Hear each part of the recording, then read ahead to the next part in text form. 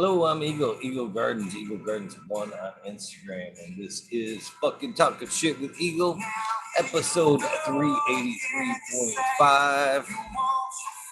Hopefully, you guys have used the bathroom, got something to drink, filled your trays, all that good shit. And now, settling in for another wormhole. Gotta get my chat going. Not that. I seen it first. Top chat going. Nah, I don't want to do top chat. I want a live chat. Live chat.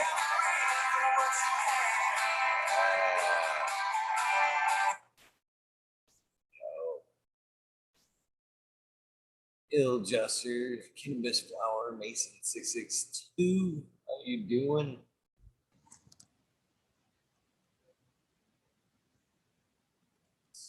Yeah. There he is. Here we go, back again. Round 2. Here's all those 25. Man, I threw down, grab something to eat. And I tried to grab me some damn gloves in case I got to trimming. Couldn't find where I had. I don't know where in the heck I fucking put them gloves. I had to run out to the car, grab some that I had said I had in the truck for other bullshit, for laying tile, actually grouting, which I didn't use. And it's a pair of gloves anyway. So I got some out. Something new to do on the to-do list tomorrow. Grab some gloves. That's not a bad idea. I think I can, while we chat, back to trim jail and be productive. Oh, Jesus. Right at. Man, I should have listened to Johnny Cannacy when he hit me up, man. I'm not sure where he gets those deals from, but he hit me up on he's like, man, here's a deal on, it was, I don't know if it was more like a pallet of gloves. I don't think it was like a case. It could have been the case. I don't know, but either way, it was a lot of fucking gloves. It was I should have jumped. I should have took a great jump on that. Yeah, just put them on. Yeah, it's one of the things that I suppose you only learn the hard way when you first start growing, especially indoor, is that if you don't keep your shit clean, you're going to make a lot of effort for yourself. It's for sure. For sure. Another thing I found early on too is especially if you know you're gonna use it, you're got a pretty good idea of what your nutrients are and the shelf life of what you're using. Man, if you can skip over buying them quarts and shit and step up and just start snagging gallons, you'll start saving money immediately. Immediately. Oh yeah. Oh yeah. One of the things that I wanted to ask you that I forgot about was, do you mostly pop beans, or are you more cloned? Have you found your mother plants and then just keep shit alive? So the real question that I want to get at is how much difference you guys get over there with different phenotypes from beans, even from the more reputable guys that I've been exposed to, like Nirvana or Humboldt or guys like that. Well, I do pop a lot of beans. My clones are only my clones. I rarely, in the last 15 years, I think it's been since I've taken in a clone up until the one I received from Jack. Then the second that Hardy Gear sent. I didn't even know the other one was coming.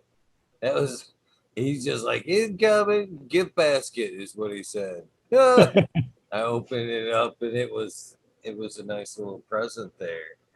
but them are the only two clones I've taken in a very, very, very long time. So yeah, I'm popping seeds because I do like the little bit of selection, but I've stated for a long time that selection, you should know that selection capability. When you pull, before you even pull your money out of your wallet, you should be able to go, okay, these are F1s. Where, where you're at, where they're at in the breeding project, what you may find, be honest with me. Am I going to find 10 phenos? Am I going to find two? Moreover, I would like to see, more of it worked out to where, you pop some seeds or be lucky to get one or two, but they come up all pretty much the same uniform structure. That's a well-bred line. That's what I'd like to see. But unfortunately, you don't see a lot of that. You see more what you're saying, pheno selection. But is it pheno selection or is it bad breeding or is it early breeding?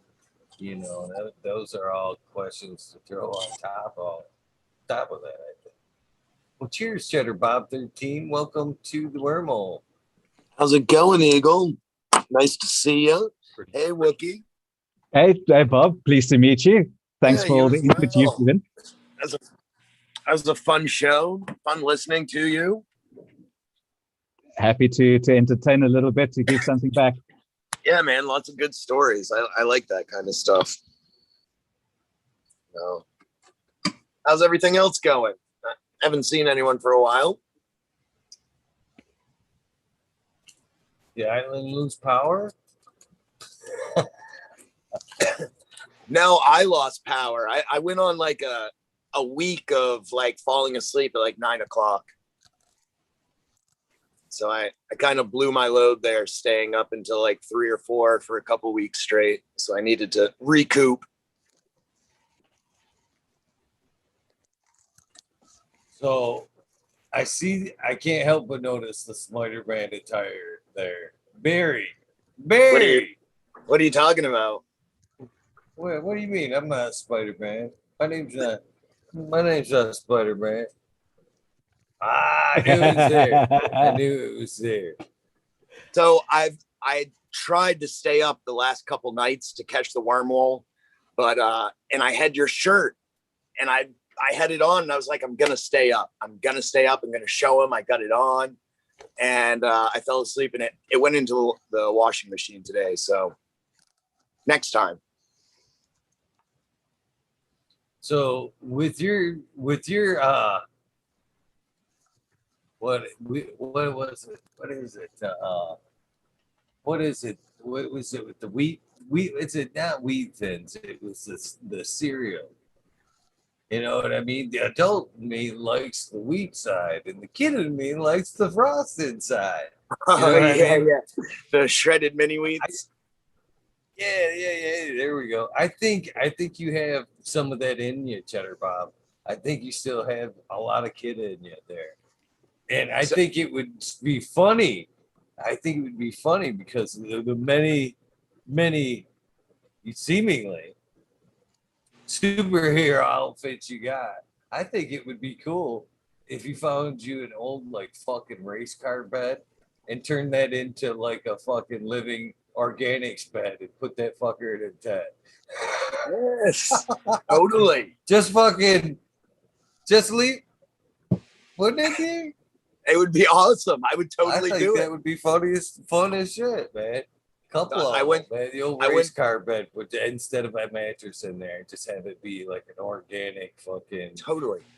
And have two of them so they look like a garage and like a like an 8x8 or something. Have two of them just side by side. Have the lines coming down so it looks like oil lines or something. You could really set up like a cool garage style looking grow. You're right. Well, it's funny because a lot of grows are in garages, so it'd be funny just to even just leave them like they're just parked there, just fucking. Yeah, you could have like the the Japanese parking garages where they like vertically stack them, so you could like vertically, have like 4 cars in there and an 8x8 or something like that. Let's think it. Let's think it. Jeez. Talk about a wormhole. I think it could be done. So it's funny you say that. I apparently have a lot of kid in me because around here everyone calls me Peter Pan. Like the boy who'll never grow up. Because I don't know. So apparently sometimes I act childish is what some people call it, but I don't see it. I see it being still a lot of fun. Absolutely. I have fun. Nothing wrong with being young at heart. That's true. I may look old, but my heart is young. That's what's going to keep you along the longest. So keep and being short, young, my friend. And being short. Yeah, short people live longer. Okay. For me, being short. No, short. Okay, short, like a spark plug. Never heard that one. I'm gonna take your word for it. I'm gonna take. There you go. Hey, Johnny. I like the idea. I think you should run with it, Cheddar Bob.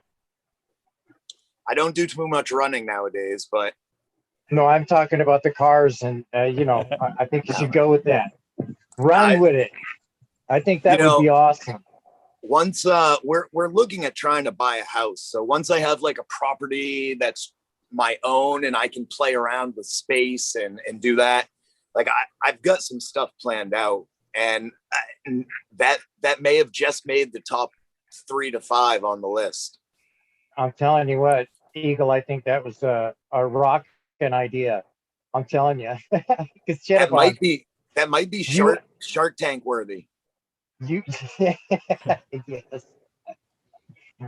Or they have that cannabis Shark Tank version. Have you seen that? No, I have not. So I think it's on like Amazon or something like that. They did like a season or maybe 2 seasons. I think it's called like the 420 Network or something like that.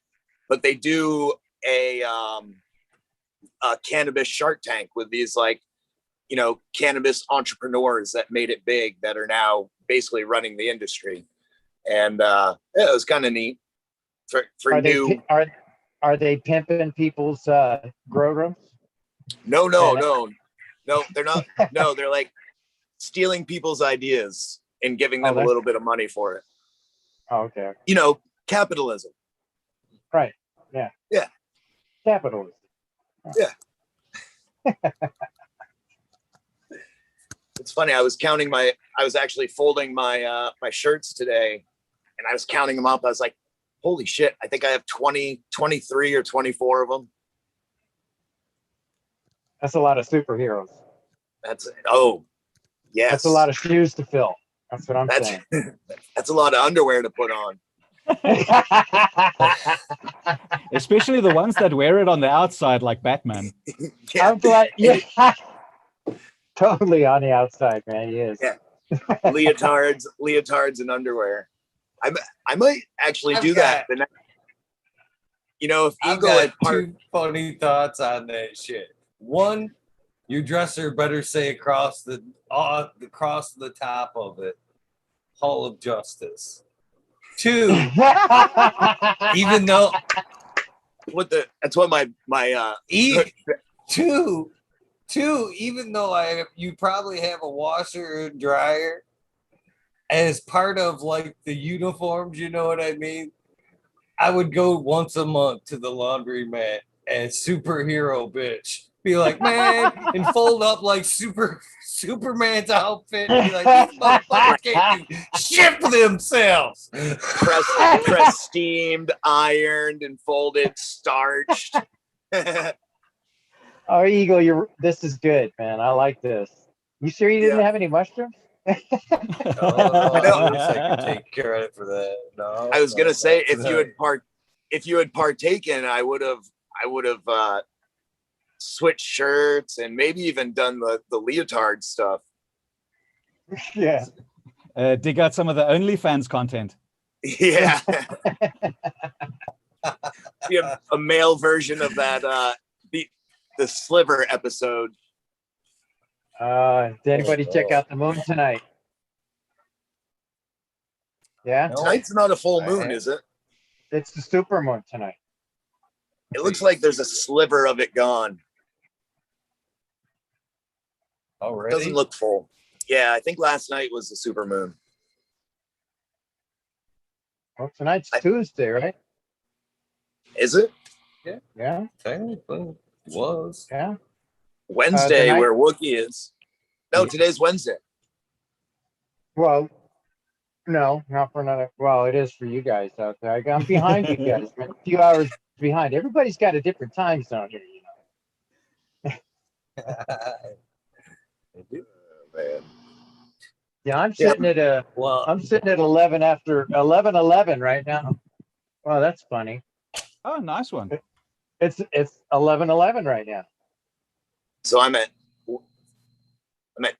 2:11 because it started Right. at 2 here. Right. What's you sitting at there, Wookie? 12 minutes past 8 in the morning. There you go. Hey, Wookie, I had written a question. Well, not really a question, but I've met a whole bunch of people from South Africa, Cape Town, stuff like that. And they all work on yachts. Is that a very popular sort of like get out of country job? I think a lot of the early 2000s, it was basically an exodus to London and to Europe. They were very fond of us moving over there, working over there for a few years. The next craze that took off, I think, was either cruise ships, and I think then maybe from that, the yachts and that type of stuff. But yeah, a lot of people going to work on cruise ships for extended periods of time to make some cash. Yeah, it just seems like I have a few buddies who are captains of like private yachts and stuff, and they have crews of like all South African folks. Oh, fantastic! And I'm like, holy shit, that's crazy. So I didn't know if there was like some like Exodus program, like, hey, like see the ocean, you know, or something like that. But yeah, that's quite odd. Yeah, I mean, I wonder if, and he's based in America. Yep. Yeah, Florida. Fuck me. Yeah. Maybe with the exchange rate, we just work for less.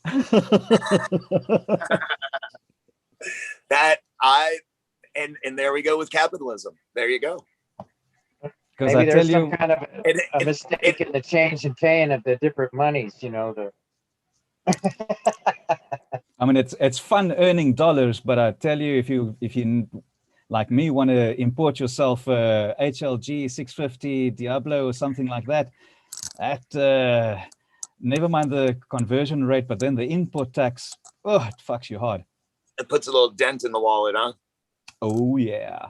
Yeah. But then Wow. again, the return on investment for the next few years will be, oh man.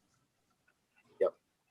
And that's the way you have to look at it when you're purchasing things for that amount of money. You have to look at it as an investment. Like, Oh yeah. if you look at it as strictly a expenditure, then you're already putting that negative energy into that atmosphere, you know. If I can, and I know it will be difficult to quantify as such, but I come from the audio and video environment. I used to have a company that did sales and installations for home theaters and audio for restaurants and that type of stuff. And what I found that there's a certain spot where there's a diminishing of returns, where when you start spending more for an amplifier or a set of speakers, there's the cheap ones and they sound shit. And then you get the medium ones that sound pretty good. And the amp that goes along with it performs very well. And then you start getting into more of the audiophile stuff, where the price jumps incrementally and exponentially, where you, for double the amount of money, you get maybe a 10% increase in audio quality. So to bring that analogy around, let's say you've got brand X of LED. How much of a difference does that, sorry to put a brand on it, but let's say if you're upgrading from Mars Hydro, some of the newer stuff with not the incredibly shitty LEDs, but then upgrading to a HLG, is that investment worth is it a 10% increase in quality of your bud, or is it really, it's a chalk and cheese, in your opinion?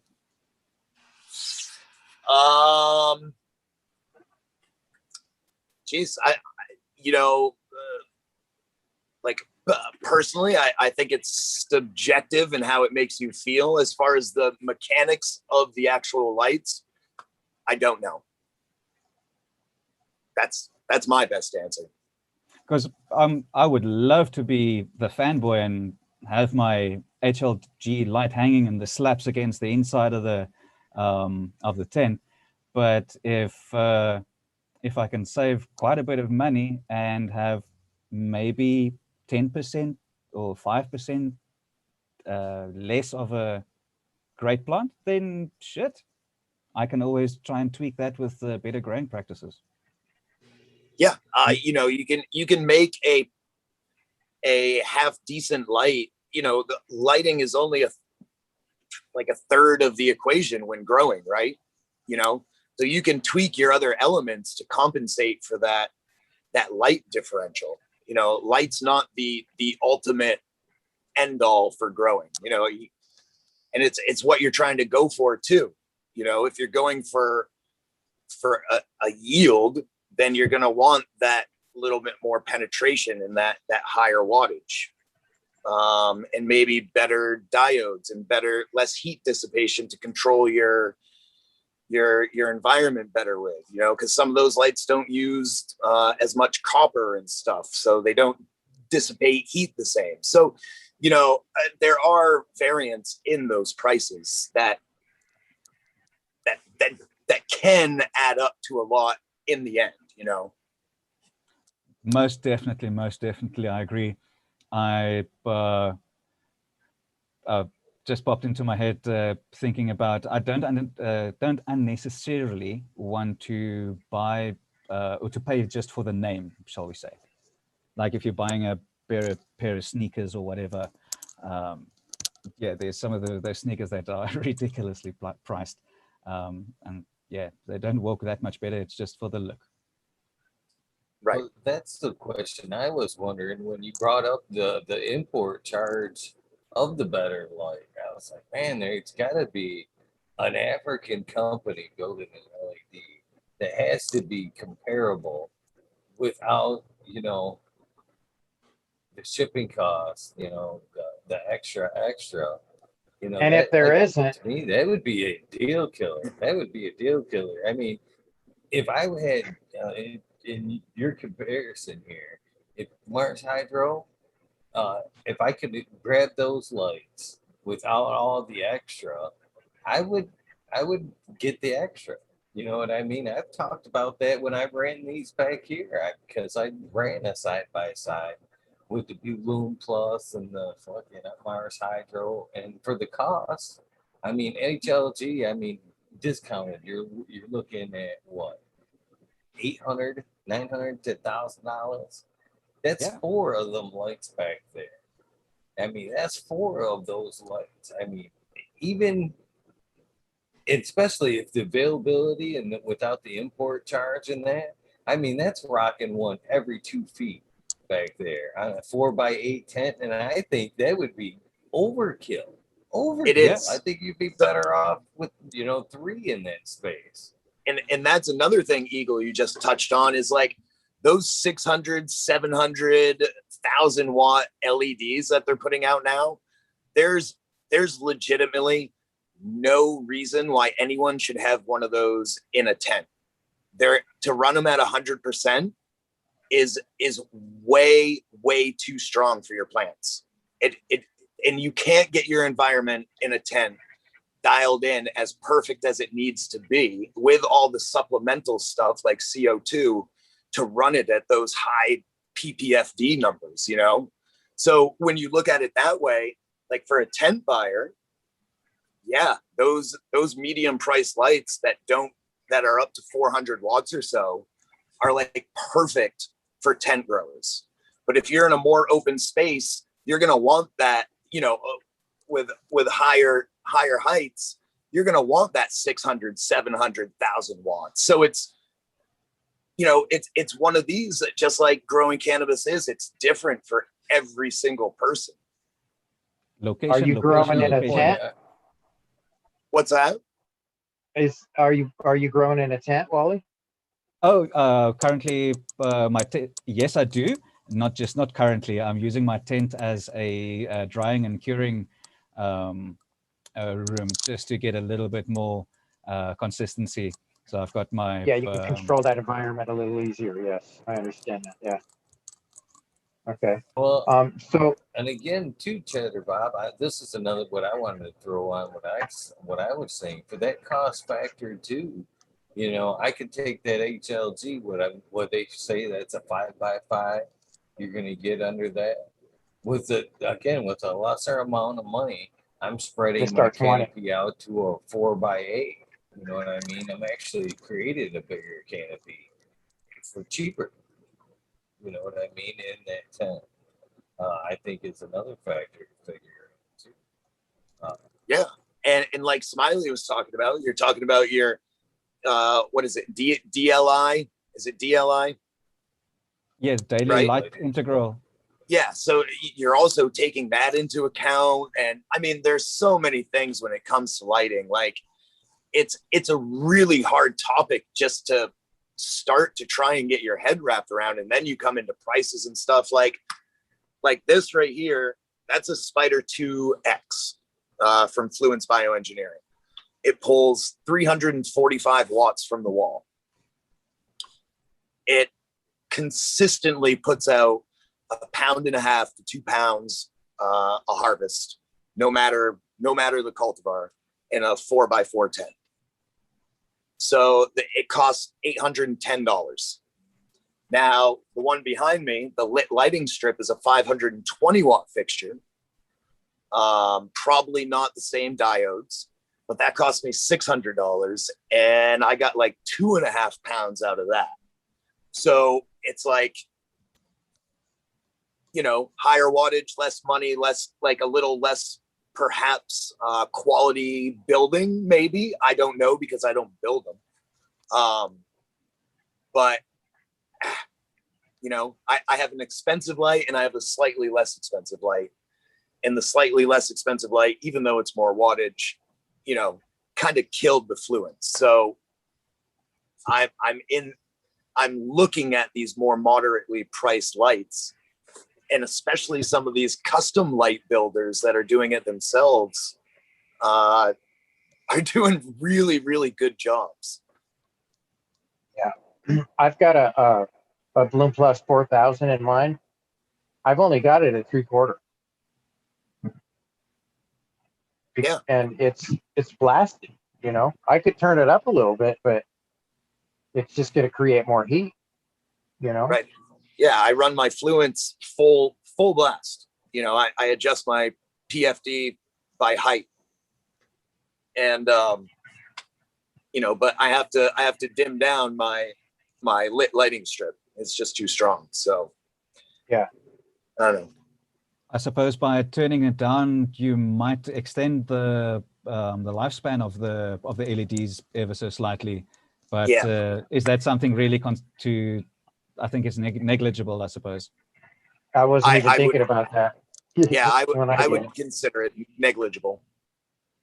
It's not worth the extra cost. So do you think you get the same penetration? I'm sorry, go ahead, Wokie.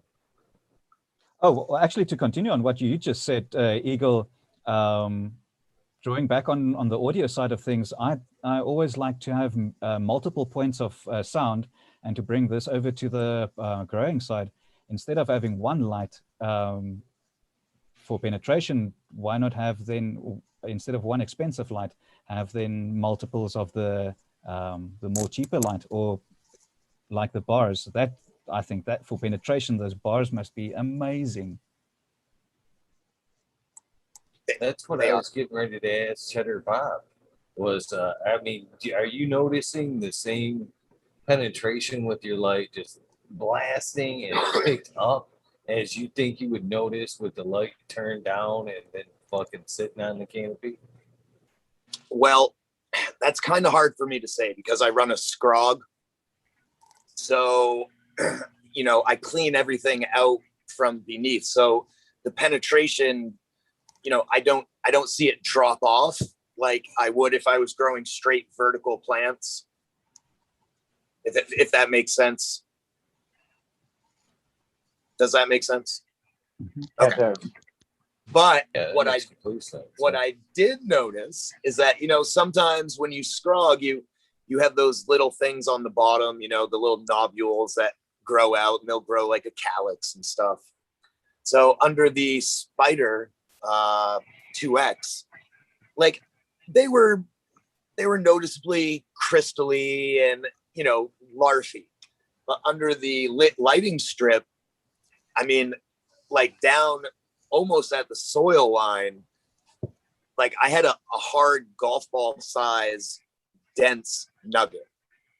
So, you know, I don't know if that's the difference in the wattage, which I'm sure it is at some point, or the different spectrums, or how the lights are, you know, I don't know, but it's something I did notice. That sounds like penetration. If it's getting down that far, that's penetration. Yeah. Well, yeah, it's definitely penetration, but I'm not sure. I mean, what is the main cause of the deeper penetration? If it's the wattage or the diodes, or, you know. So is that on this? Do you have both strip lights or bar lights? I do. What? I do have both strip lights. Yep. All right. I was gonna say was there a difference between the different lights or not, but no. Well. Somebody else get connection issues in their YouTube chat just now? Well, I've got on my end. I've never seen it before. In like weird symbols, it says disconnected chat. Please wait while we try to reconnect you again. It's successfully reconnected right underneath it, just like a minute later. But my connection's obviously never, you know what I mean? Never had a glitch. Never failed. No. Peculiar. Glitch on my end. Full moon. Well, yeah, they must be listening in. They had a mistake when they hit a button or something. The Truman Show. You can't go down that street. Everybody go to that street. Yeah. Quick, killer bees. I thought that show was awesome. Yeah, it was a really well done show. Yeah, it's good. Wasn't quite like Spider-Man though. Nothing's like Spider-Man. You got a Hulk outfit too? Cheddar Bob. I don't have a Hulk one. The only Hulk shirt they have, it looks like a 6-year-old would wear it. It's not like sophisticated like the ones I wear.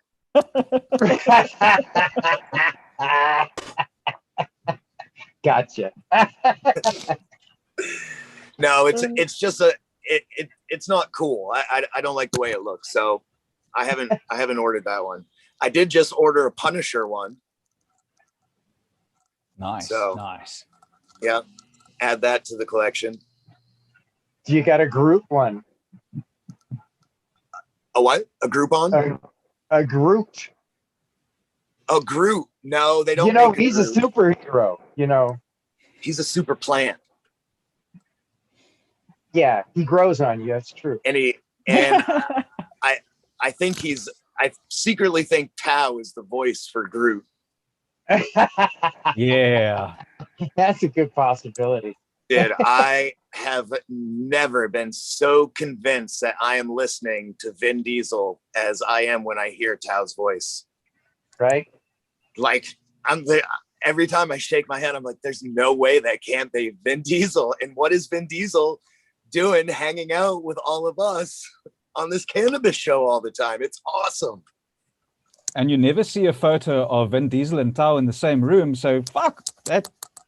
Yeah, You and know- what was it? The Halloween episode? Yeah. Is that Yeah, was that well, his? yeah, but I still That wasn't him. think that's part of the ruse. Yeah, who's Yeah, that to wasn't say him. because it was Halloween that he wasn't just sitting off to the side. That was somebody, and it was all like a trick or treat ruse. Yeah, I'm telling you, it's Tao is Vin Diesel, and no one's gonna change my mind. Even if he came on here and was like, "Hey, yo, I'm Tao, huh?" I'd be like, "No, you're not. You're lying. Shut up. No way."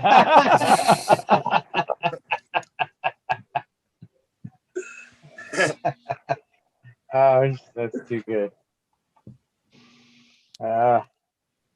Where's Smiley been? Radio stations would you have, with that voice being so close? I mean, seriously, how many radio stations would you have not called by now? Oh, I'm telling you. With some DJ. Totally spoof them out, you know. he could have free Dominoes for his entire life. Hey, you messed up my order. Vin Diesel, I want it free. Yeah, I'm at my friend's house down in Brooklyn. Yeah, I agree with that. That right there, everything would be phone order. I'm sending my assistant to pick it up. Yeah. You know, Oh, look, that's too good. it sounds just like. He's writing this stuff down. Yeah, I'm getting that on. I'm gonna do that shit right now. So there was a huge, well, I don't know about huge, but a pretty cool auction going on the Future Cannabis Project. I'm sure it's over now. But I scored a pack of Katsu Bubba crossed with Jarro from Mean Gene for like $100.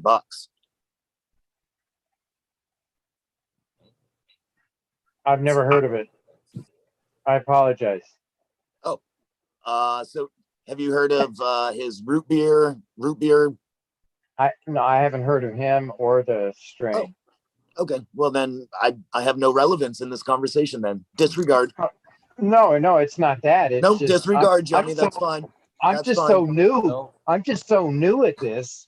There's so many people that are like really fantastic growing, putting out, producing seeds, and I don't even know. You know what I'm saying? It's like, I know exactly what you're saying. I took a few years off from growing, and when I came back, there were like 500 different amazing, awesome breeders that you had to have. And I was like, where did all of these people come from? right? Yeah. And I still don't know even an eighth of them. Yeah. So I can't really feel that bad then. No, shouldn't feel. Mean Gene is a pretty big breeder, though. I've been trying to get him on for a minute. I still have hopes. I'm gonna get him on. Oh, I saw you're gonna have Dark Horse on. That's pretty sweet. Heck yeah. I'm looking Yeah. forward to that.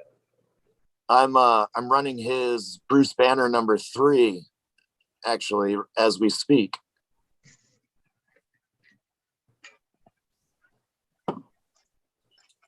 Yeah. So I'm working on a few good things. Couple crazy things. Couple good things. It's all good.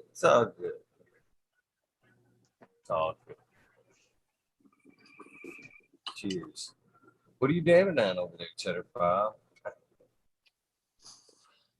This is the Royal Chem that I was that I was pressing. Enough said. enough said there. When you do that, I've done that a few times where I take a big good hit. Yeah, you know it's good when you get that. Woo-hoo-hoo. Turn into like an old Jerry Lewis and shit. Woo-hoo-hoo. Yeah. On such a happy note, then I'm gonna, on the topic of starting or getting your first dab rig, that I'm gonna be doing later in this year, never having dabbed before in my life. What shouldn't I do? There's lots of Get a big rig. Don't oversize it. Stay more to the smaller size. I think, well, it's if you're looking more for like filtration and trying to take as much out, I still even think that's smooth as shit, to be honest with you. And I think I get more of a punch out of the smaller rig. The bigger it gets, it seems to take less or more and more out of it, where it's not as intense. And that's my experience. awesome. Thanks, Emil. Personally, I prefer an e-nail over like a heated banger. That's just me. I like knowing what my temperature is at, not guessing. I have found when using the torches with the bangers, it's always too hot, and then, it's like an avocado. It's not ripe, not ripe, not ripe. You don't want it. And then the next day you want it and it's rotten. So Yeah. It's one of those sort of things. No, I might, with my limited OCD, I would, and especially when it comes to smoking, bit of a perfectionist. So when there's a temperature to be set, it must be on a dial, There. and then it must say it's so much, and it must fucking be that. No. Yeah. Oh, hey, Eagle, what is that? It was a comma king. Is that what I got in that package?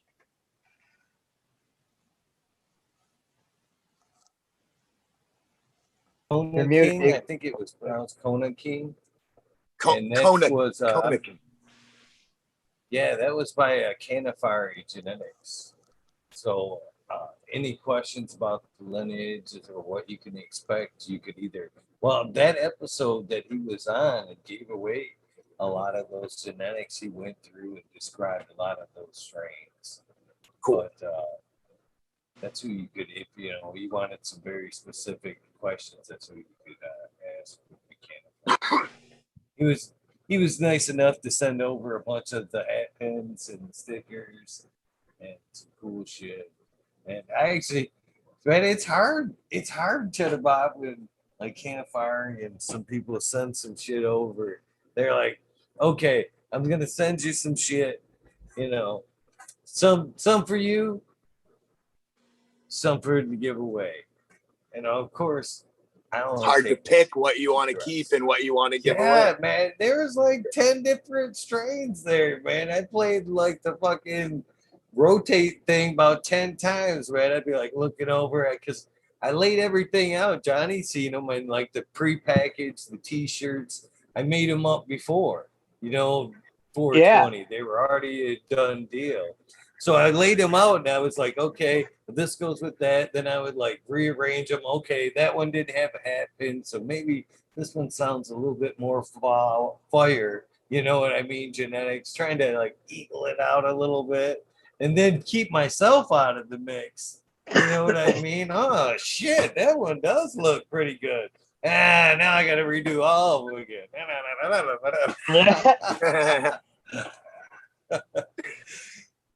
That's good. No. I love the way you had it all pre-packed, though, man. I thought that was a beautiful thing. It was good.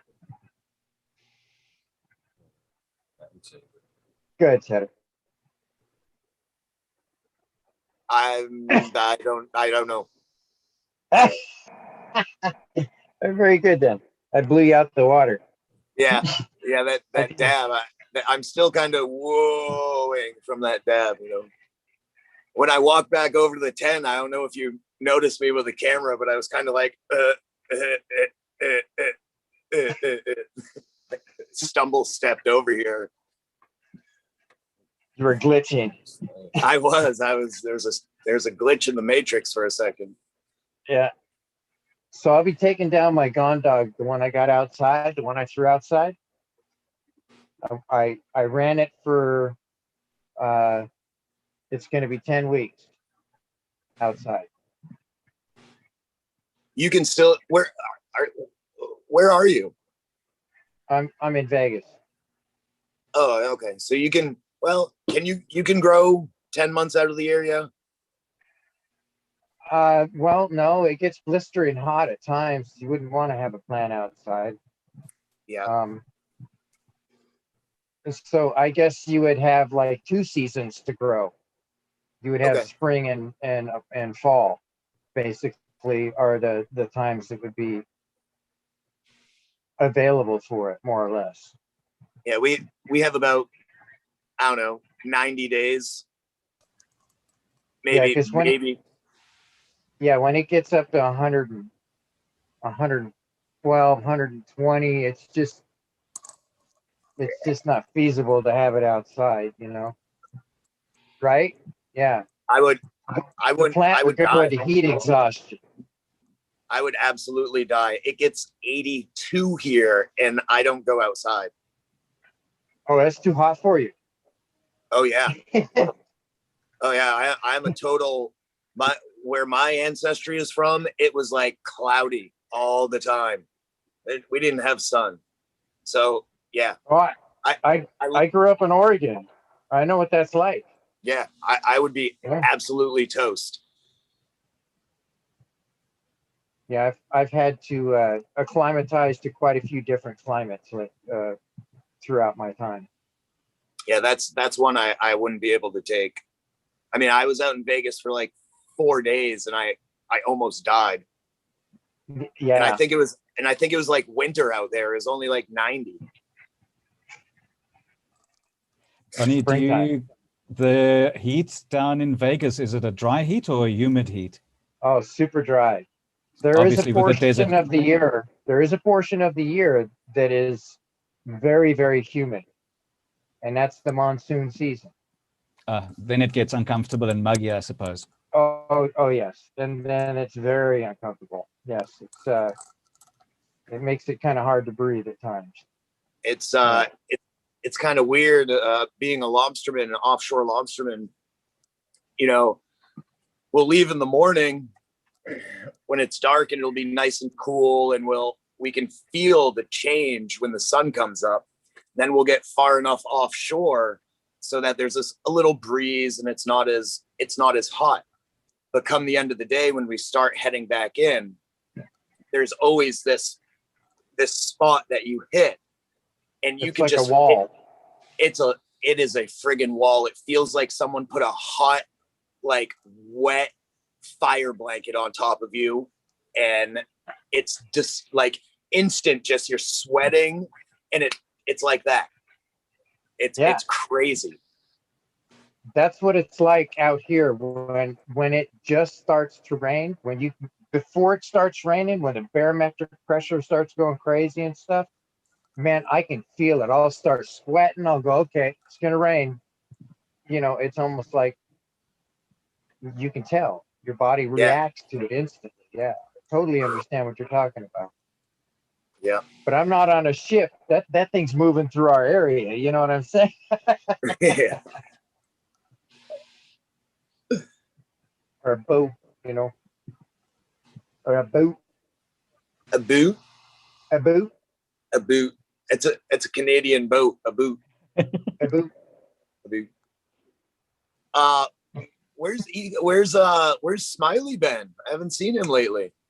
He's probably playing in his garden or playing with the kids.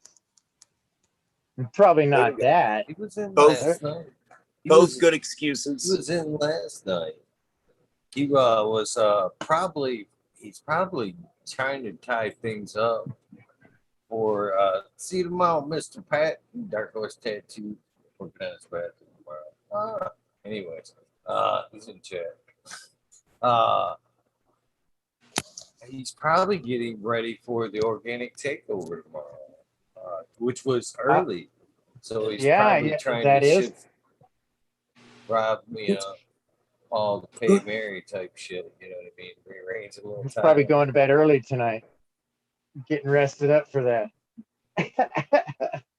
He's all nervous. You know how grandpas are. He's actually just like nervous puking for like 24 hours before it. Mom spaghetti. Man, Yeah. I don't know why, man. Last month's episode, man, with Dutch, man, did super well, man. A lot of people watched that takeover, man. His nerves are all gone, Eagle. He's 24 hours, they're gone. Nothing left.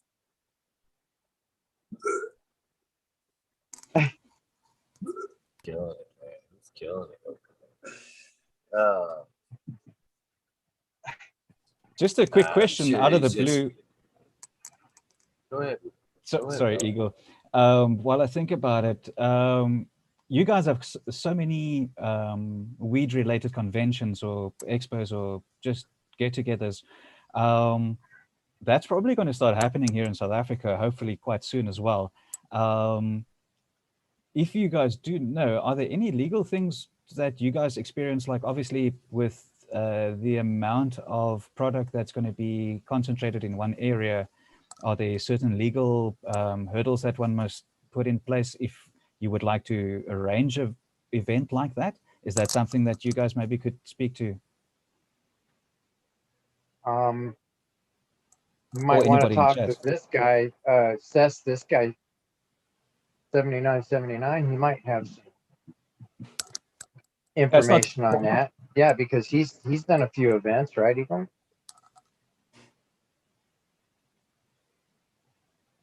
He's got a couple under his belt. Bad Bunny Nutrients is working on the caregivers up here in Michigan.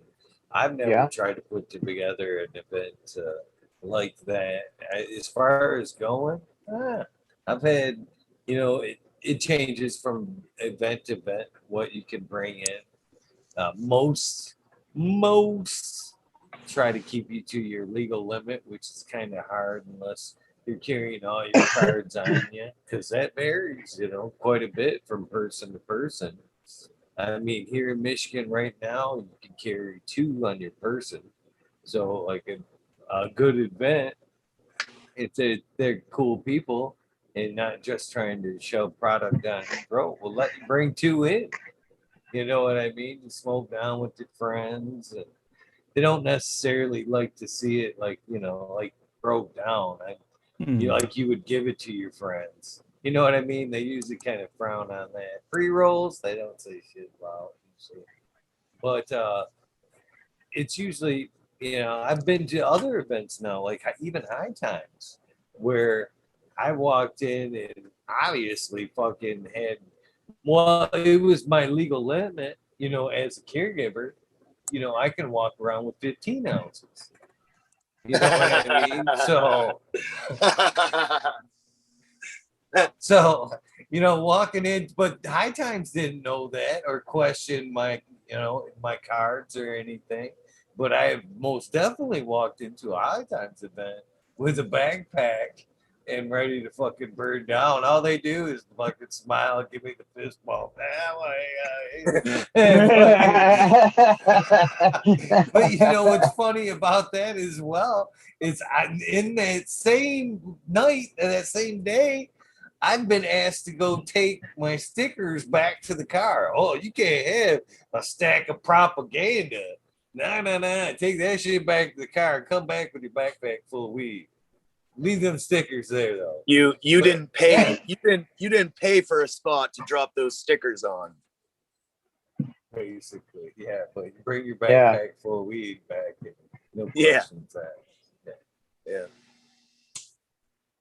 I think it was more or less on that aspect. I don't think they just don't want to pick up the mess. I think that's, to be honest with you, they know nobody's going to be throwing buds all over the ground. But stickers and little shit people are handed playing menus and shit. Yeah, I can see yeah, them that's not just- wanting to pay somebody to go around and clean up shit. I think that's somewhat to do it. I think you're being generous. Could be. It does make sense though, because that is just one more aspect of it. If you got people, everybody's there handing out a little brochure, where you're gonna have a lot of people throwing stuff in either in a trash can or on the floor. You know, so that does add for an extra thing. It does make sense. Capitalism. Join it. It's funny. We were talking about the market. Oh, there. just When you were talking about the market, the moon having the quarter, you thought it was already had a slice out of it there. I was already like, yep, business got a slice of that already too. Everything gets a slice. All right. I wanted to tell you about this girl behind me. I wanted to look at the stream before I talk about it. Should be, if I remember correctly, this is Face on Fire, our women. This is Barbecue Gorilla version 2 by Empire Breeding Co. behind me. What was it? Barbecue Gorilla? Version 2. Yeah. Yes. That is a killer name. Yes. I ran the first one too, and I didn't write down fucking strain, even though it's like 2 steps away from me in my box over there. But I'm pretty sure it's either Face on Fire OG times Gorilla Glue or the Rugburn. Gorilla Glue. But first round was really good. This round, the first round would lean more towards like the Gorilla Glue side of things. Of course, I didn't write it down back when I wrote it the first time. I'll just get it out. First time it had a different structure to it. It was more Gorilla Gluey, you know what I mean? Where it's more of a weaker structure. You better support it. We wanted to break off.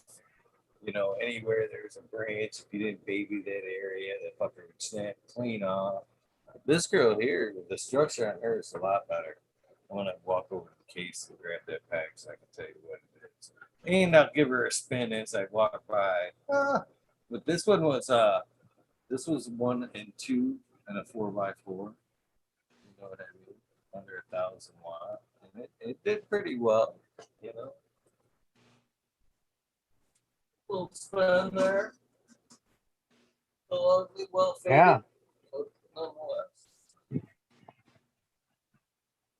Damn.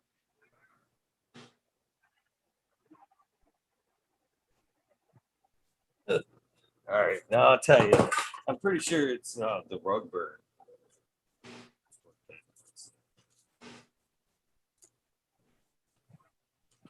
What's he gonna pull out of that thing?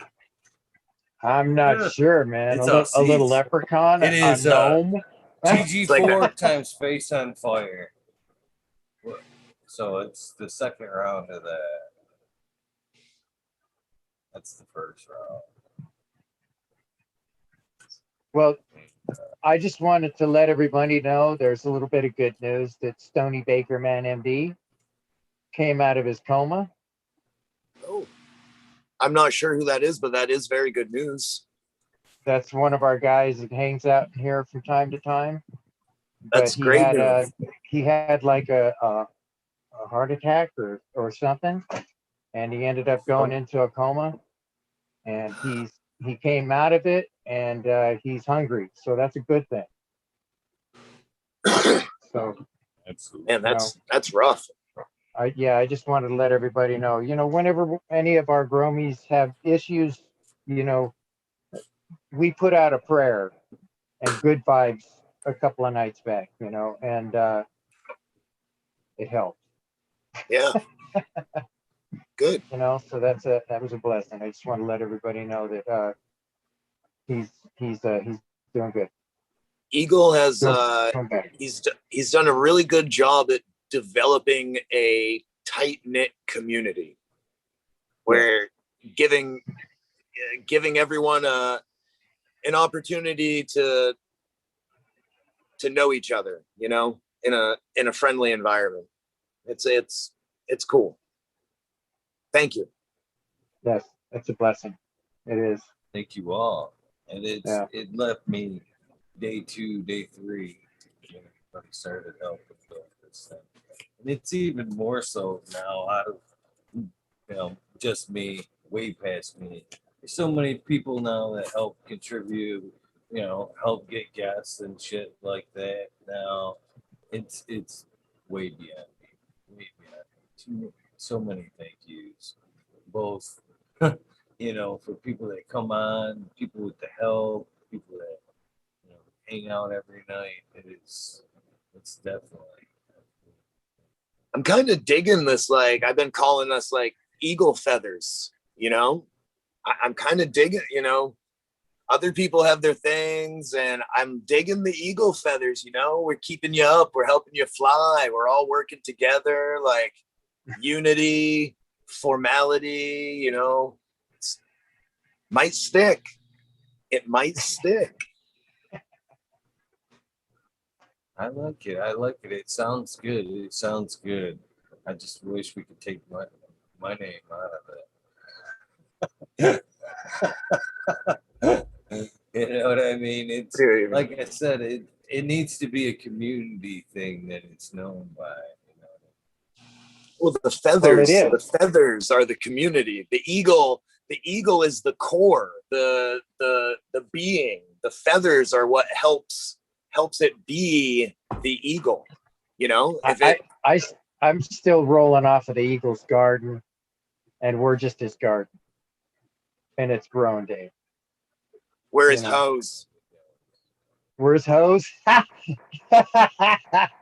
No, definitely rejected. Definitely rejected. No, we can't be Eagles Gardens hose. No. Okay, all right. We are the garden. Oh, I meant rose. Oh, Rose. Oh, yeah. Okay. Rose. I gotcha.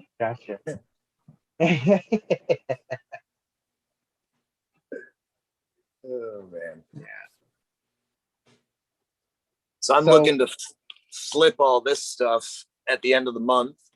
This is the cross from Boneyard Seeds, the Bruce Banner 3 crossed with Space Cheese.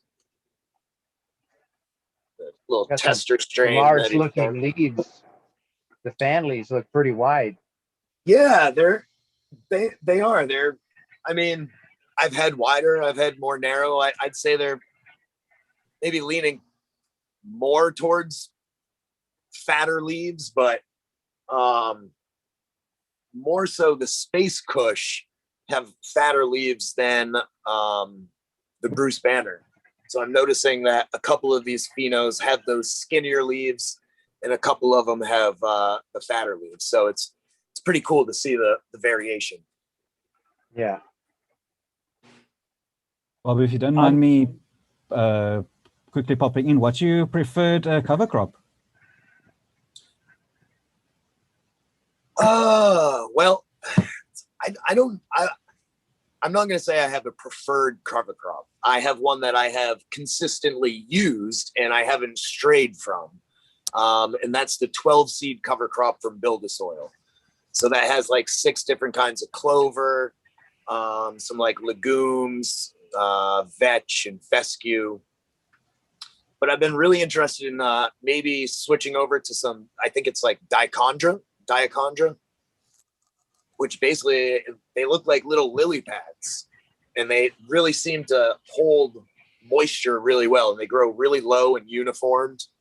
So with this particular cover crop set, it grows a little bit higher than I enjoy. So I have to chop it a little bit more frequently. So Cool. Now, do you think it'd be a good idea to change up your cover crop from time to time, like they do in gardening when you're in a regular garden? How they You move know, things around, I'm and so that sure. it's adding different nutrients to the soil from the different types of plants.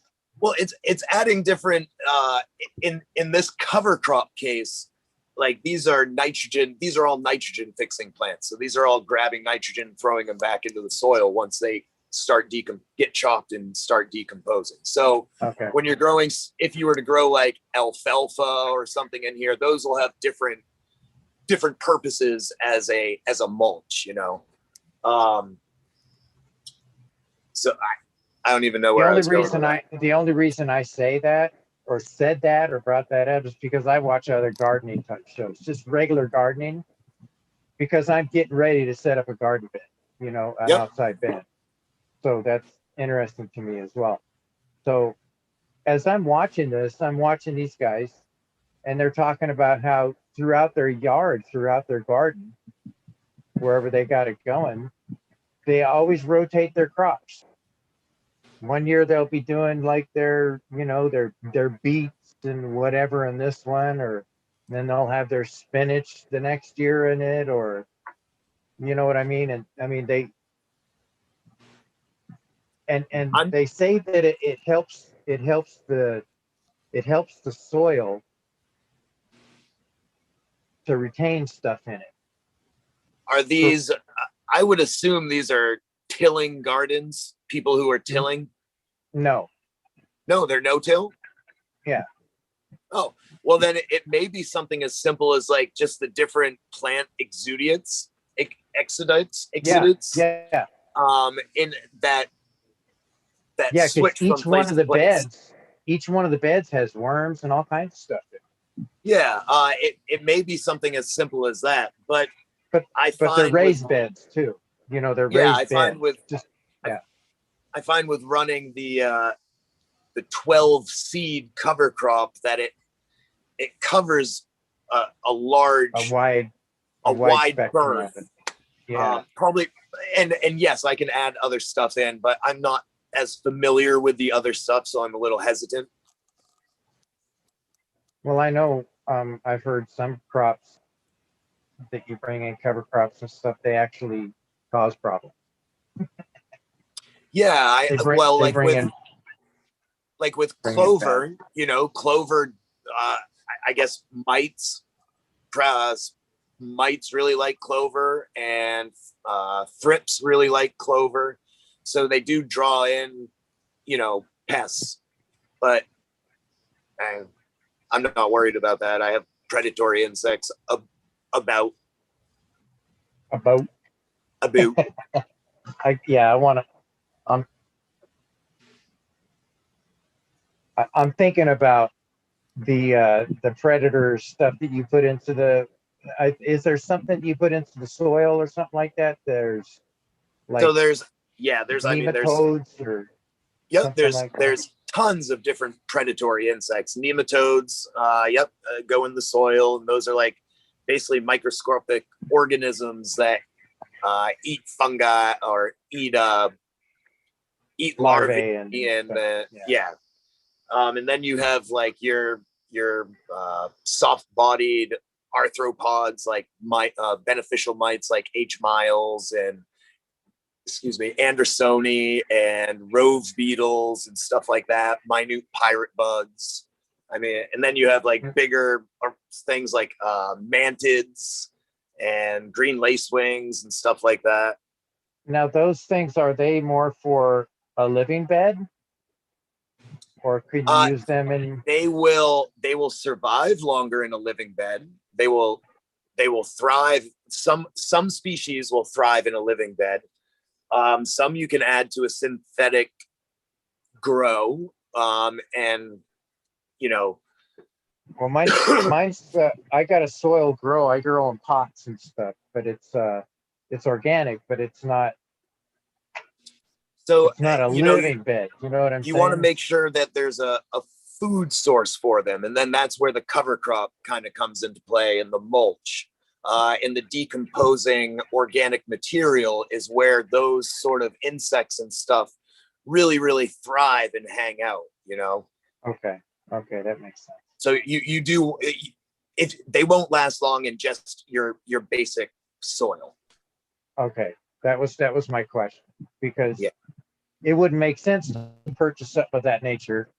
It would not be And cost you know, Johnny, if you're running organics, you're this far of a step away from living soil.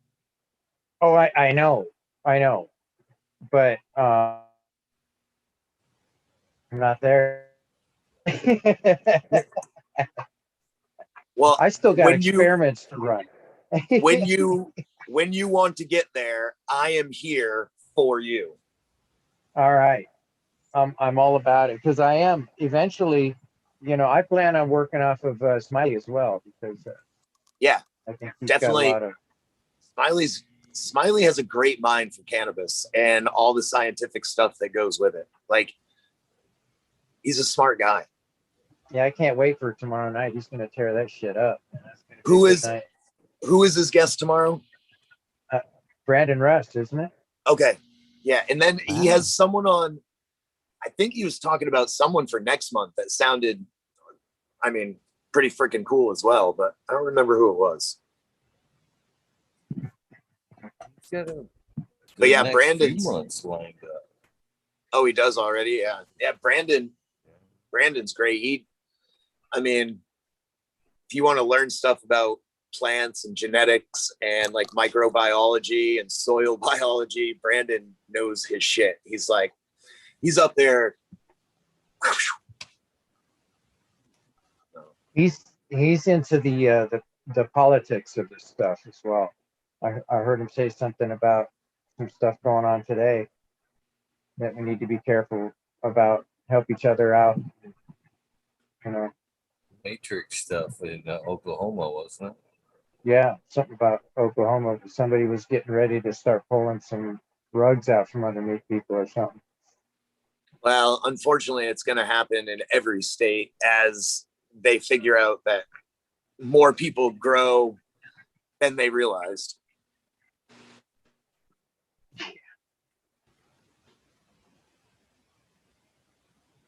I'm hoping it's like, we just have way too many people to deal with for them to even deal with it.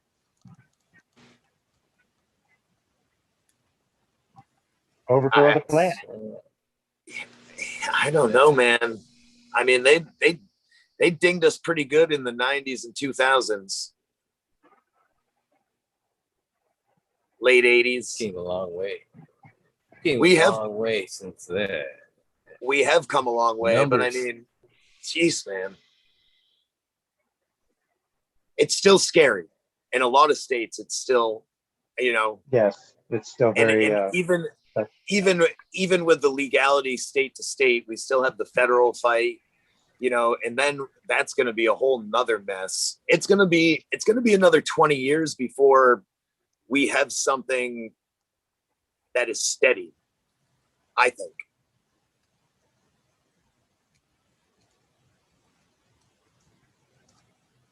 And I hope it's not that long. I've said it before, and I'll say it again. I'm happy that they're waking up to cannabis and the many powers that it has medically, and they're open to the idea of recreational. But you mark my words, recreational is gonna fuck us. Gonna Just mess like it everything did with, up. like just brewing alcohol. Oh yeah, everybody loves alcohol. Yeah, you can do it at home. It's you don't take rocket science. You make your own beer. You can't. Only I can. Right. Yep. Yeah. You're 100% right, and it's going to happen for me, not for thee. Let them eat cake. That's right. That's what I've said a bunch of times as well. Is I wish the medical would have swept first. Medical is a different story, man. We want our rights. We want to be able to produce our own medicine and shit like that. There's a need. There's there's a huge push behind that. There's rights. You know what I mean? Yeah, but we should be able to. Recreational? Nah. There's no. You're They're using it chipping as recreational party time drug. There's no fucking gives a fuck about that. they're chipping away at medical autonomy too, man. Like, like Maine went medical first and then recreational, and now recreational is trying to boot medical out of the picture. And it's going to happen in every state because they can make more money off recreational than they can off the medical program. It's just, it's not about the plan for the states or for the federal government. It's about the money, and it's going to end up, it's going to end up fucking us, and it's capitalism. I think everything. There's some aspect about it as far as like them growing, us growing at home. Yes, I think it's moreover. It's just they can't keep up. They on a business level, you want things structured, well planned out. They've done some research into it. These are your top 10 strains, sir. You can't compete with so many people growing it and whatnot. And like every time they buy clones, we just made a purchase of 10,000 clones of Gorilla Glue, sir. Cool, fucking let's let them go. Wait a minute, they turn on the news. Oh no, there's a fucking new hype strain on. Nobody's talking about Gorilla Glue. God damn it, now Gorilla what do we do? Glue's last Get rid of year's them news. bitches. Yeah. They just can't keep up with hype. They want something they can sell. And you're right. Once they weed out all the fucking growers and all that, you think there's gonna be 50 strains at your local store? No, there's going to be 5. You'll be lucky if you get 5. Yeah. Yeah. It's not headed in a good direction. Yeah. It's not. What about you, Wookie? What's it like over there? I mean, you're in a totally different atmosphere. Yeah. Oh yeah, I was about to ask you guys because we're pretty much in baby state still. Only a few years decriminalized, still waiting on legislation to go through, which I think is in part a blessing. Particularly on the subject that you guys are discussing right now. There's so much money to be made for government that it's tricky when it gets into recreational and who gets the supply. It would be awesome if Joe Soap in the street could supply to the neighborhood dispensary, but that shit's not going to happen. So yeah, not unless he's paying 70% tax on it. Exactly. I'd rather start with decriminalization, be honest with you, before I would see recreational make it first, be honest with you. I wish we could start over or start with decriminalization. Well, when you say it's legalized, is that across the whole continent of Africa, or is it just in provinces? Just in the country or the Republic of South Africa, right at the southern tip. It's basically around here. Even though it's not final, the cops give you quite a bit of leeway, but you can basically have 4 plants per adult, maximum of 8 per residence. Carry 100 grams of dry product in public, trade for no financial gain or any reimbursement, 1 plant.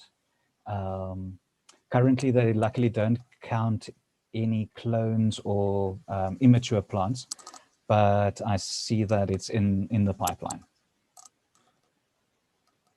Yeah, that sounds like the basic strategy for how most states started, with decriminalization, and then there's small amounts and going up and then cutting back and then creeping and then cutting back. It's a shit show. It's going to be a mess. Yeah, and that's where I hope that as the movement, even within government, gets older and older, that it might mature as well. and Yeah. I Or suppose die that- off. and we've got such a strong free trade over here that even if they're going to tax the legal stuff, the dispensary is going to have to sell it at such a high price to make profits that I think they'll keep the black market definitely alive and kicking. Oh yeah. There's been a black market for everything since things were being sold. It'll never die. I know it's a little bit of a broad topic, but I've noticed that some of the states have made the leap with marijuana and mushrooms in one go. Is that a thing that you guys will catch on with the states that haven't done so yet? Or is it more, no, those guys are a bit more liberal? The They're other a little guys, bit more liberal, I think that's what it is. Yeah, you won't catch like Alabama, Mississippi, Louisiana, Georgia. You won't catch those states really legalizing anything that expands the mind. I can We're understand. open-minded here in Michigan. Yeah, Michigan slayed it. Colorado slayed it. Washington, Oregon, I think it's on the. There's something on the books for Maine. I think there's a couple other East Coast states that have gone the psilocybin route. So yeah, now that New York is bitten off a chunk of the apple, they might just slide right off into the ocean. I hope New York does. No, I forgot what I was going to say again. Sorry, man, I threw an apple. No, in there. I'm all kenned up anyway.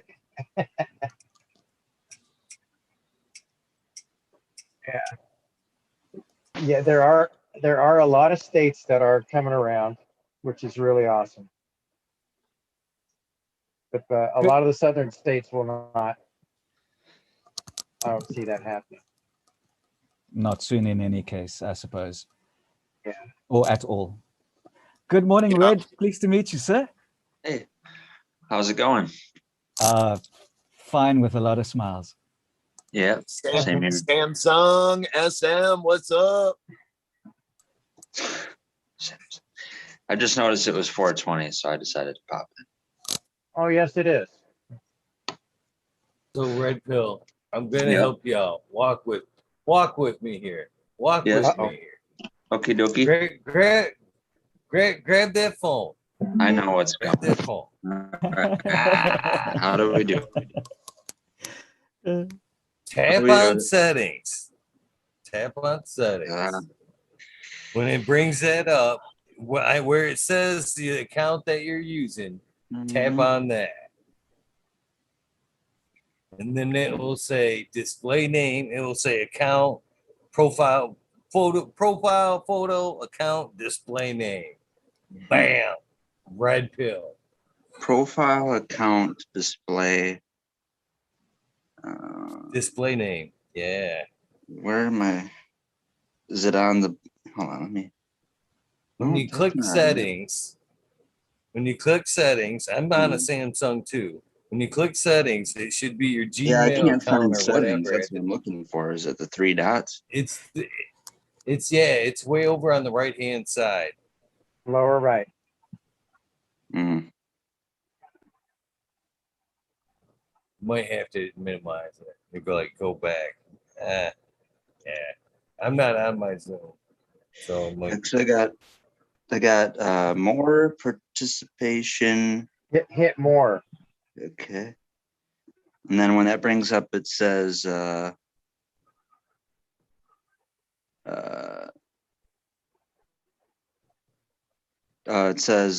disconnect audio. It says chat. It says meeting settings. Is that it?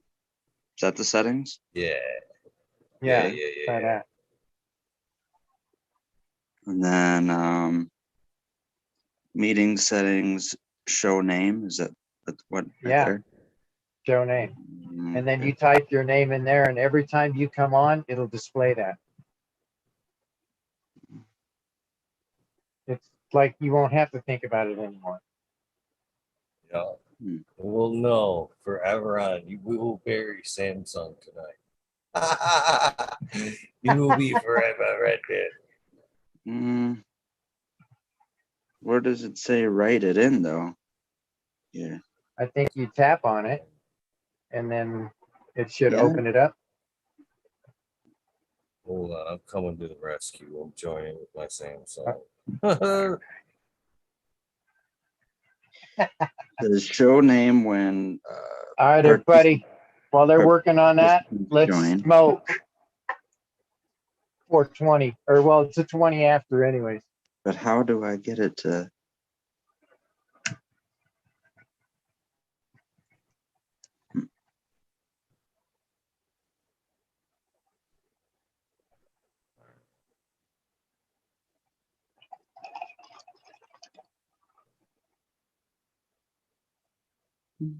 Hold on.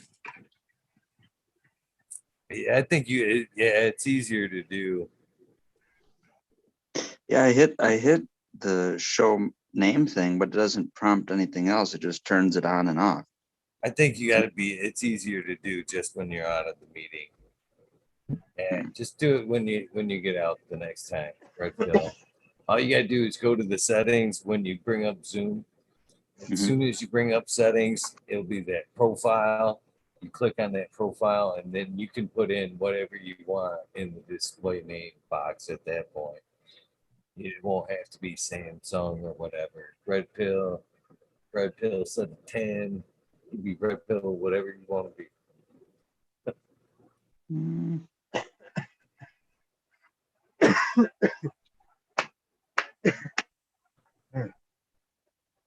I forget. That's why. I just forget sometimes. I'll be like, oh yeah, I should change his Samsung to red pill.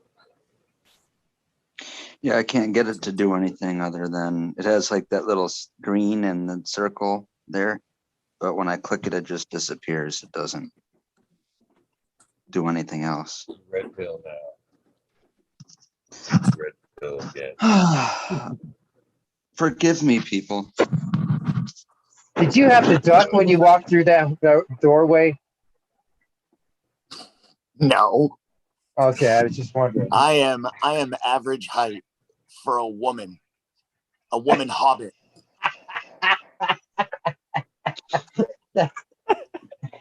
Another superhero. If Yeah. any of you met me, you'd be like, "What the fuck?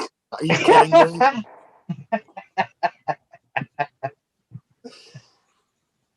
You'd be like, "You're the size of a child." No shit.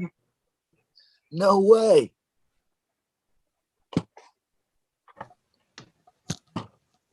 Just a wee lad.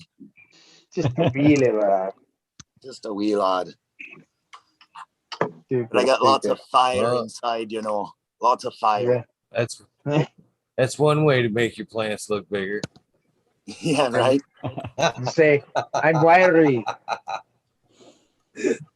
Is that right, Cheddar Bob? You say, I'm wiry. I am a wiry one, you know. Yes. Wiry and iry.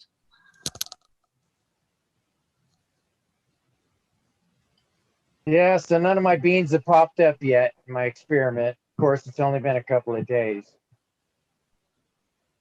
And you know, I didn't even soak these beans to crack them. I just threw them in. And watered them. So, Well, the sand was moist. stays wet. They should be good or moist. Yeah. I'm just curious about the compaction of the sand around the seed. Well, the wash sand has more of a like the beach look, you know, with the like the larger crystals, the larger chunks of sand. More shells And- than rock. Well, not something like that. And the stuff that I got from outside is a more beat the hell up it was funny because when I dug it out of the ground and stuff and I watered it, it was almost like it wouldn't accept the water. It beat it up on it and ran away from it. You know what I'm saying? Hydrophobic. Yeah. So I realized that I had to spray it with a bottle of water and let it sit there for a little while, before it would start taking it in. But now it's at a point that it's hydrated.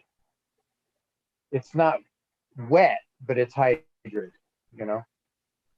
So I'm excited to see what comes out of this, whether these beans pop up, because those beans that I actually threw out in my yard have popped up out of the ground. Sweet. And that's just out there. And I just watered the area to moisten it up and get it ready for the next soil that I'm putting on top, because I wanted to moisten the soil down below so it wouldn't be hydrophobic or whatever you called it.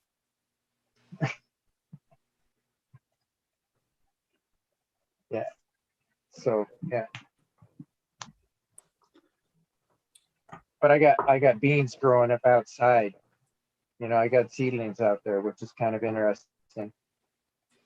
I think it was Cass that was saying the soil temperature, one episode.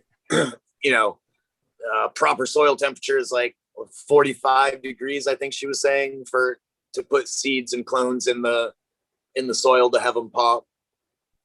I think there's like probably enough residual. Well, I don't know. You're in friggin' Las Vegas, so I don't even know what the climate's like out there. Yeah, it's like 80 degrees out here already. Yeah. I can't even comprehend that, so I'm sorry. Yeah, completely. We have 1 month of 80 degrees.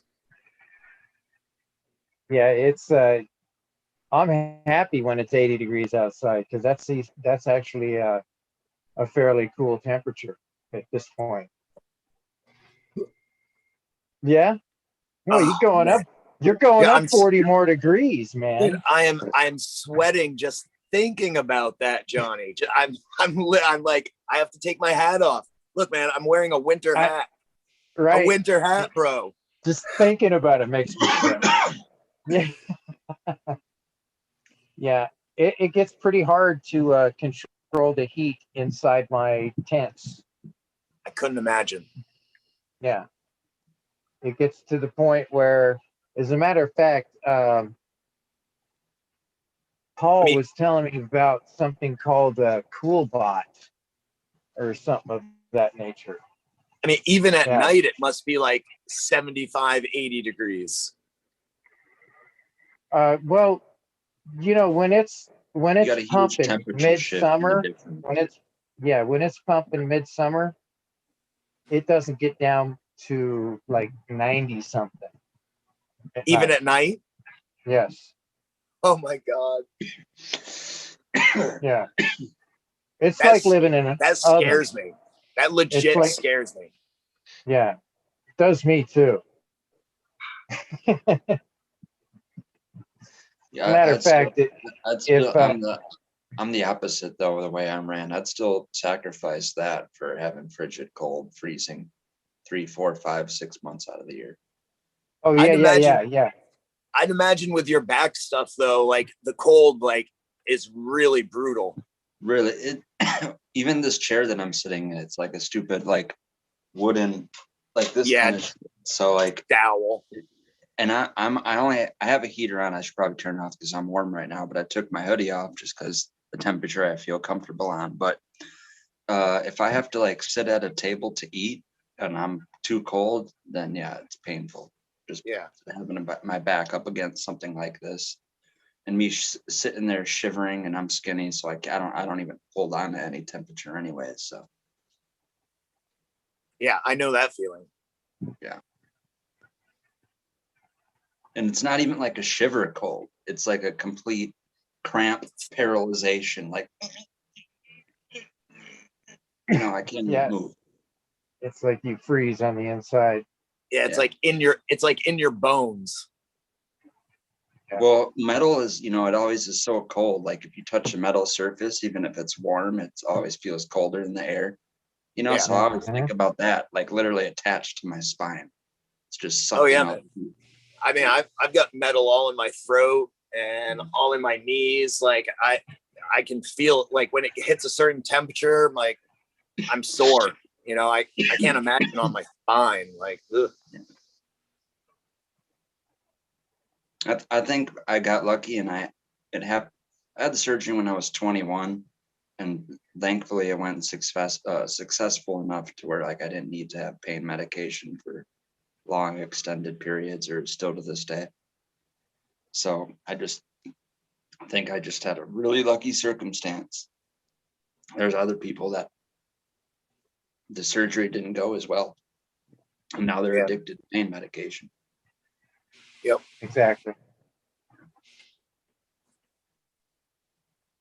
I'm so leery of pain medicines. I'm just I stay away from them like the Black Plague. Actually, because of my size and the age, and because of scoliosis, and normally they try to get ahead of it, there's a lot more like pediatric doctors that do it, that are meant to do it on a still growing physical skeleton, right? So because I was still, I'm more like you, Cheddar Bob. I'm not big. Even though I was 21, they still had a pediatric doctor do it on, the surgery on me, because I, wasn't a full formed adult yet, basically. Even though they still caught it late. You should have scoliosis surgery when you're like 16 or 18. I'm still 21. not a fully formed adult. Right. We were I used talking. to have a pretty I was impressed with my superhero t-shirt collection too. At one time. Oh, I feel I feel Or a if you connection here. now we're getting to the meat of things. My man. My spidey senses have tingled. Yes, I thought I felt a little tingle. What are we talking about? Superhero t-shirts. What are you running with? Well, do you know what bathing apes are? Apes I'm sorry, shoes. I couldn't hear you. Bathing apes or bapes, the shoes and clothes and all that. No. Okay, well, I don't know exactly where it's off in the direction it took after I started getting interested into it, but it's a Japanese clothing brand, and it originally started from like one guy just making like superhero t-shirts, and it expanded into like a whole thing, and he started making like $1,000 hoodies and $500 pairs of shoes. But he had some contracting thing where he and expanded to DC and other shit too, but he made an original set of Marvel comic Bape shoes. You can look it up and see them. You'll probably find more pictures of the fake ripoffs than the real authentic ones. But instead of a shoebox, it came like an action figure thing, that hangs on the wire, and it's got like the big poster board with the comic on it. And it's got the see-through plastic box, and the action figure sits inside in it. It was like that, but it was shoes. So they had like the Thing, they had Thor, they had Hulk, they had Spider-Man, they had Cyclops, Spider-Man, Hulk, Captain America. So these are all shoes. Yeah, and they're they're flamboyant colored, like comic book colored. And if anyone knows of the Bathing Apes, or if they know Air Force Ones, they're kind of a one-for-one copy of that, but instead of a Nike swoosh, it has a star with a lightning bolt. So was each superhero had their own shoe, or all of those superheroes were on one shoe? Nope. Each one had their own shoe. I forgot to mention Silver Surfer too. Oh, that's fucking cool. Yeah. And you have all of these? Why don't you show us one or two of these? I could find, I don't know where it is. I'd have to scavenge the house right now because it's the first time. Okay, well, that's on the next program. So Yeah, you got next We- program, I will try we to haven't- find my rip off. They're not even real because, you know, like I said, they're $300 and $500. They're probably worth more now. We It have was an the- hour left, Red Pill. We have an hour left. Oh, I'm not scrounging. I'm just fucking with you, man. Okay. I I one thing I'm struggled gonna have enough to- with the naming Sausage my cheddar dog. Zoom name. I'm not gonna go on. that's one thing I'm gonna have to explain to everyone is this main sarcastic humor sort of thing. It's deep I get and it. sometimes it doesn't always float. So my apologies. I kind of related to the fact that, like, when Tao's inside the garden and Smiley says, "Hey, you could take a few of those leaves off," and he's Well, I feel like Starts there's ripping. double downing on sarcasm too. There's the joke side of it, like, yeah, go get those shoes, and then we laugh, ha ha ha, ha. And then it's like, no, but really, go get those shoes. Yeah. No, I really meant it, but I said it in a joking way. Right. Yeah. I'll show you. Yeah, the ones I have were the Cyclops, the original Cyclops, like the old styling of it before the whatever Like the- 80s or 90s. Like the black, blue, and yellow Yeah, X-Men Cyclops. Yep. Oh yeah. The See? color of the shoes was the blue, the yellow, and the, yep, exactly. A little bit of red. And then the inside, the insole, like where your little foot pad thing, that Yeah. was also to match that poster board. Like the inside of the shoe had like a little comic book action scene on the inside of it. So you'd look inside your shoe and it'd be like pow or something like that. You know what I mean? Like that kind of. That's cool. Yeah. So I had a shirt to match those. I didn't have a Cyclops shirt. I think I had like a regular X-Men shirt to match that one. But then I also had a Silver Surfer shirt. So did you ever wear them? Oh yeah. Okay. I like I said, I had the fake ripoff one, so I wasn't worried about. It's not like people did keep it like a collectible. They Like I weren't a said, pair of Yeezys.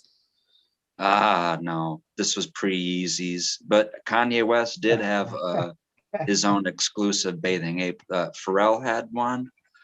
Another like punk rock band had one. I don't know. I don't follow that shit, but not that it's shit. Sorry, but they had a Kanye West one even back then. It was for the, if anyone knows the College Dropout album, had like a little teddy bear mascot looking thing. That's what those shoes were made to look like. They had like the little teddy bear mascot stitched in the side, and they were like brown and tan and red and they're My second middle kid just got a pair of those Kermit Adidas, ooh, which I thought were pretty cool. that's I Anything don't know. Kermit is cool. I don't know if that's a thing, but they have Kermit on them. I was like, that's fucking cool. Yeah.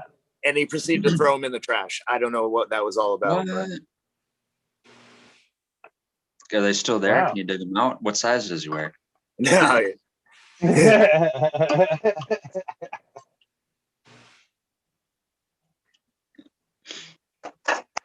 That's we went to everything that got talked about before I hopped in here. I was listening to Cheddar Bob go off into the soil biology. So whatever got talked about before I hopped in here, we somehow turned into fashion. Fucking fashion. it's a wormhole. Tubulars, man. Yep, you never know which direction the wormhole's That's going right. to take you. That's the thing We about could- wormholes, right? We could end up on Jupiter. You know what Yeah. I'm saying? You never I know remember- which end is its head and which end is its ass. My mind just went. Someone knows the name of that actual symbol of the snake eating its head eating the tail. But that's what that is. What is that? That's the medical, isn't it? I think that's the two snakes spinning up a stick. But then there's I think it's like mostly in There's ancient One Norse. place I don't think you'll ever find a wormhole popping up, and that's in an avocado.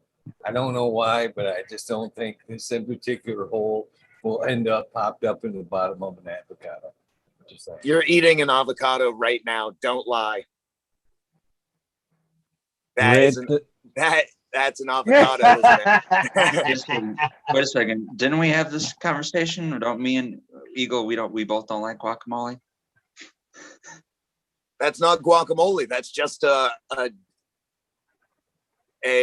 what are those? It temporarily did pop up in the kitchen, but there was no avocados in there. Okay. Red, All concerning worms. the snake eating its own tail, does the name Ouroboros There ring a you bell? go. Yeah, I can't. I got different memory departments. For some reason, it's I can recall certain things, but that in that moment I couldn't recall for some reason. Yeah, the Ouroboros. Yeah, that's it. It's ancient myth, blah, blah, blah, Norse mythology. Wasn't he in Guar? Oh shit, I don't know. Guar. I know I know what Guar, or I can visualize Guar, but I don't know anything more about it other than the weird looking fucking people under the stairs, pinhead costume looking thing. Tell us about your visualization. My visualization. I remember it flashed me back to a Bam Margera episode on MTV, a show he had. I think he did a bunch of whatever, just silly. They're freaky looking dudes, man. They wear these like big, huge, like made up masks that look like demons and stuff with these huge, elaborate like road warrior spikes and blood, and they're pretty freaky. It just Sound like a reminded friendly me crew. Of yeah, I don't but even know what they all genre. have names like that, like Osidius, Dorelius, and stuff like that, like weird.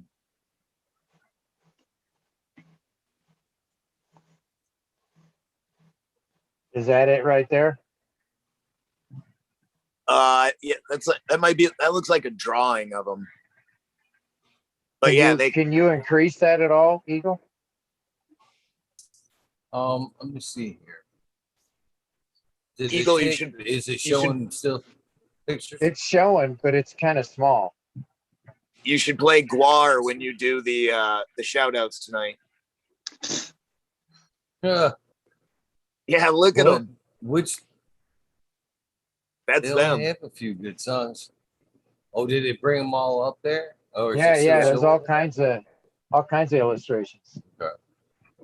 Here's one them talking to a reporter, or a couple of them anyway. So yeah, that's them like real life right there. Oh, yeah. It just that attire and that look just brought me back to early formations of consciousness and watching movies that my mom was watching, and me probably getting contacts of her smoking dime bags and a fucking tinfoil pipe. But watching the movie Legend and People Under the Stairs, and I think Hellraiser, the Pinhead movie, that's that kind of shit that reminds me of visually. Have you ever seen that animated movie, Arthur? Arthur? Yeah, animated one. The Arthur the Anteater? Arthur and DW? Like PBS? Yeah. PBS Arthur? No. It's Are you talking like 70s, It's a late movie. 80s drunk Arthur? No. No, actually, there's a cartoonish type movie. It starts out in real life, and then the kid gets changed into some sort of a pixie kind of a thing. He goes way down into. Anyways, there's a guy inside this movie that is exactly how you are describing. He's literally got spikes on his head, spikes on his back, on his shoulder, and he's just really an animated individual, really kind of scary looking, but maybe actually, I did see this. You reminded me of a movie that like this. Like I said, this is early, and this is like when I became conscious, like when as far back as memory goes. And there's certain well, we're not movies, talking about when you came out the womb here, No, we're talking like 3. I didn't know what the hell anything Just was kidding. at that. Memory started in between 3 and 6 years old. That's what I'm talking about in that time frame. We're taking it back to 1993. You know, that kind of shit. Okay. Okay, but there's a movie like you're saying. Now you're saying something that's reminding me of something that I have to tell myself, nah, that's just my brain, you know, running off with something that never happened. It's just a false memory. But now you're reminding me of something where like same thing. A kid got, it's like a Alice in Wonderland, but a boy version. A weird like monster under his bed takes him into the it's like the movie Monsters Inc., but like that really shitty 90s special effects before they had like CGI and they had to do everything. It was called Monsters, and it was with Fred Savage and the guy that not Harvey Keitel, who does that America's Got Talent thing. Monsters Inc., I think it is.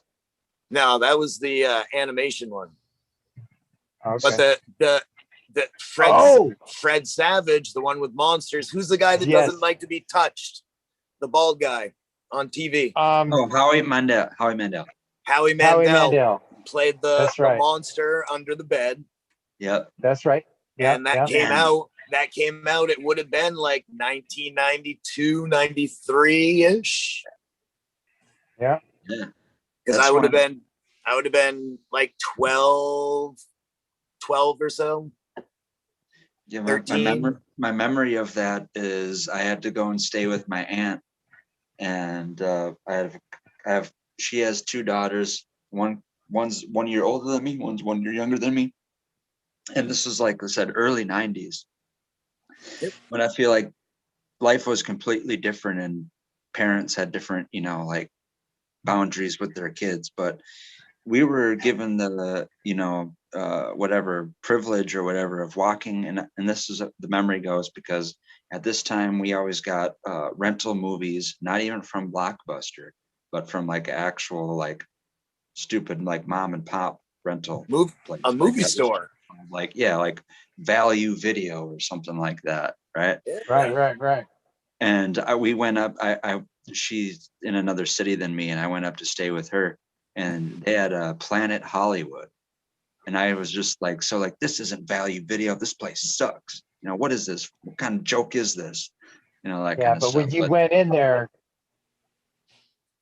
it had everything, didn't it?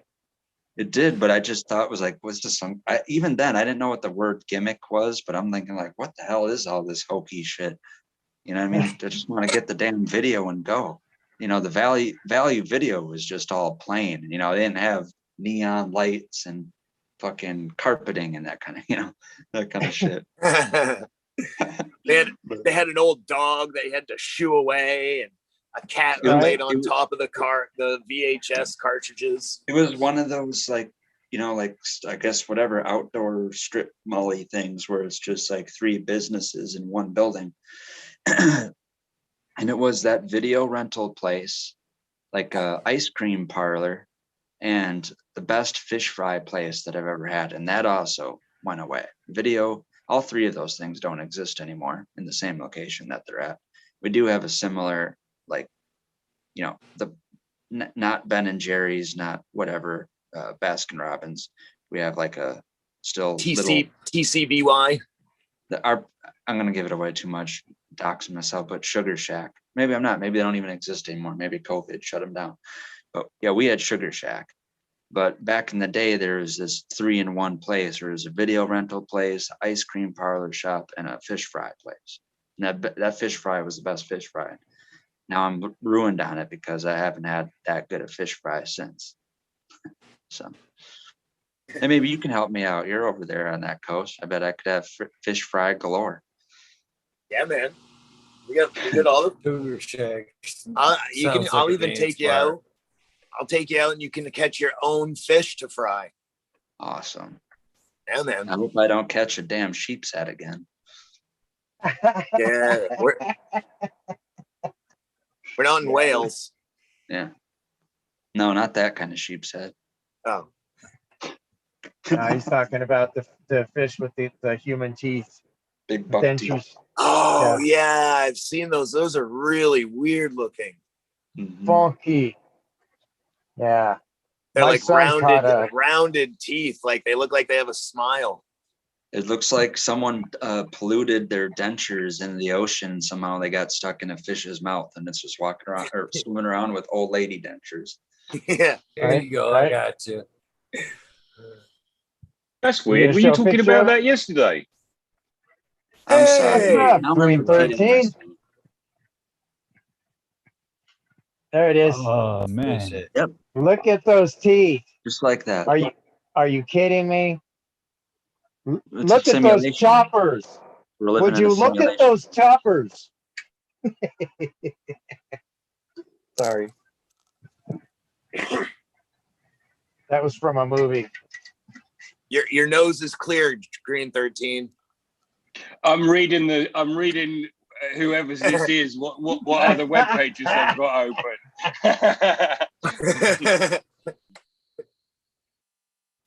Come on, Pornhub.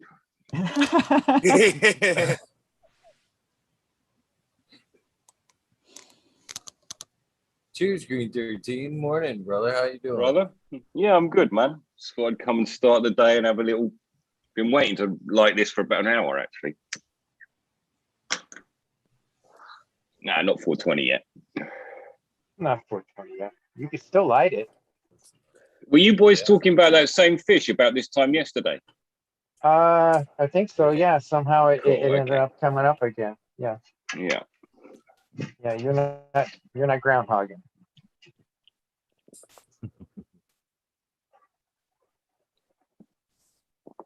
What are you smoking on over there, Green 13? I'm sorry, I didn't mean to cut you off. Sorry about that.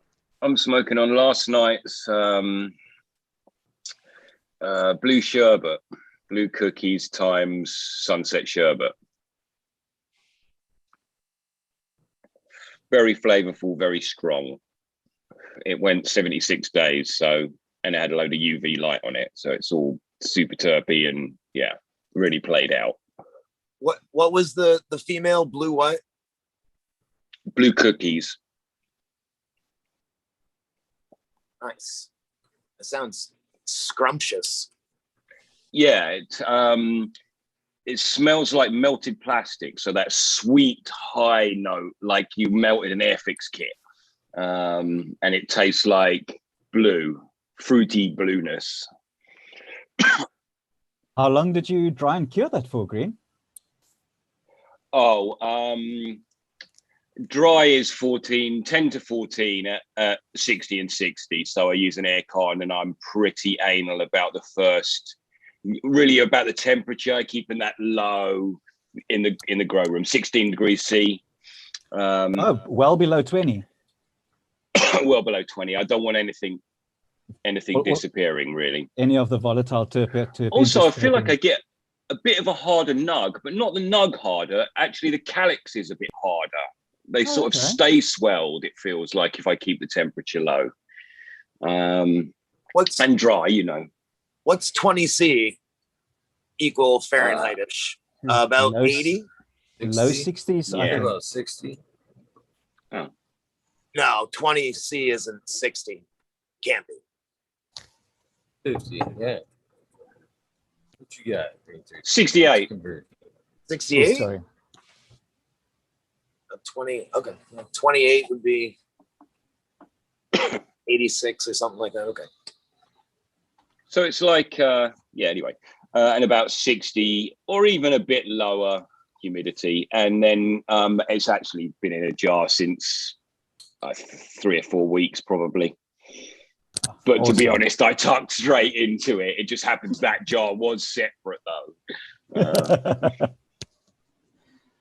No, I've also found that some strains have got quite a bit of flavor development if the longer you leave them.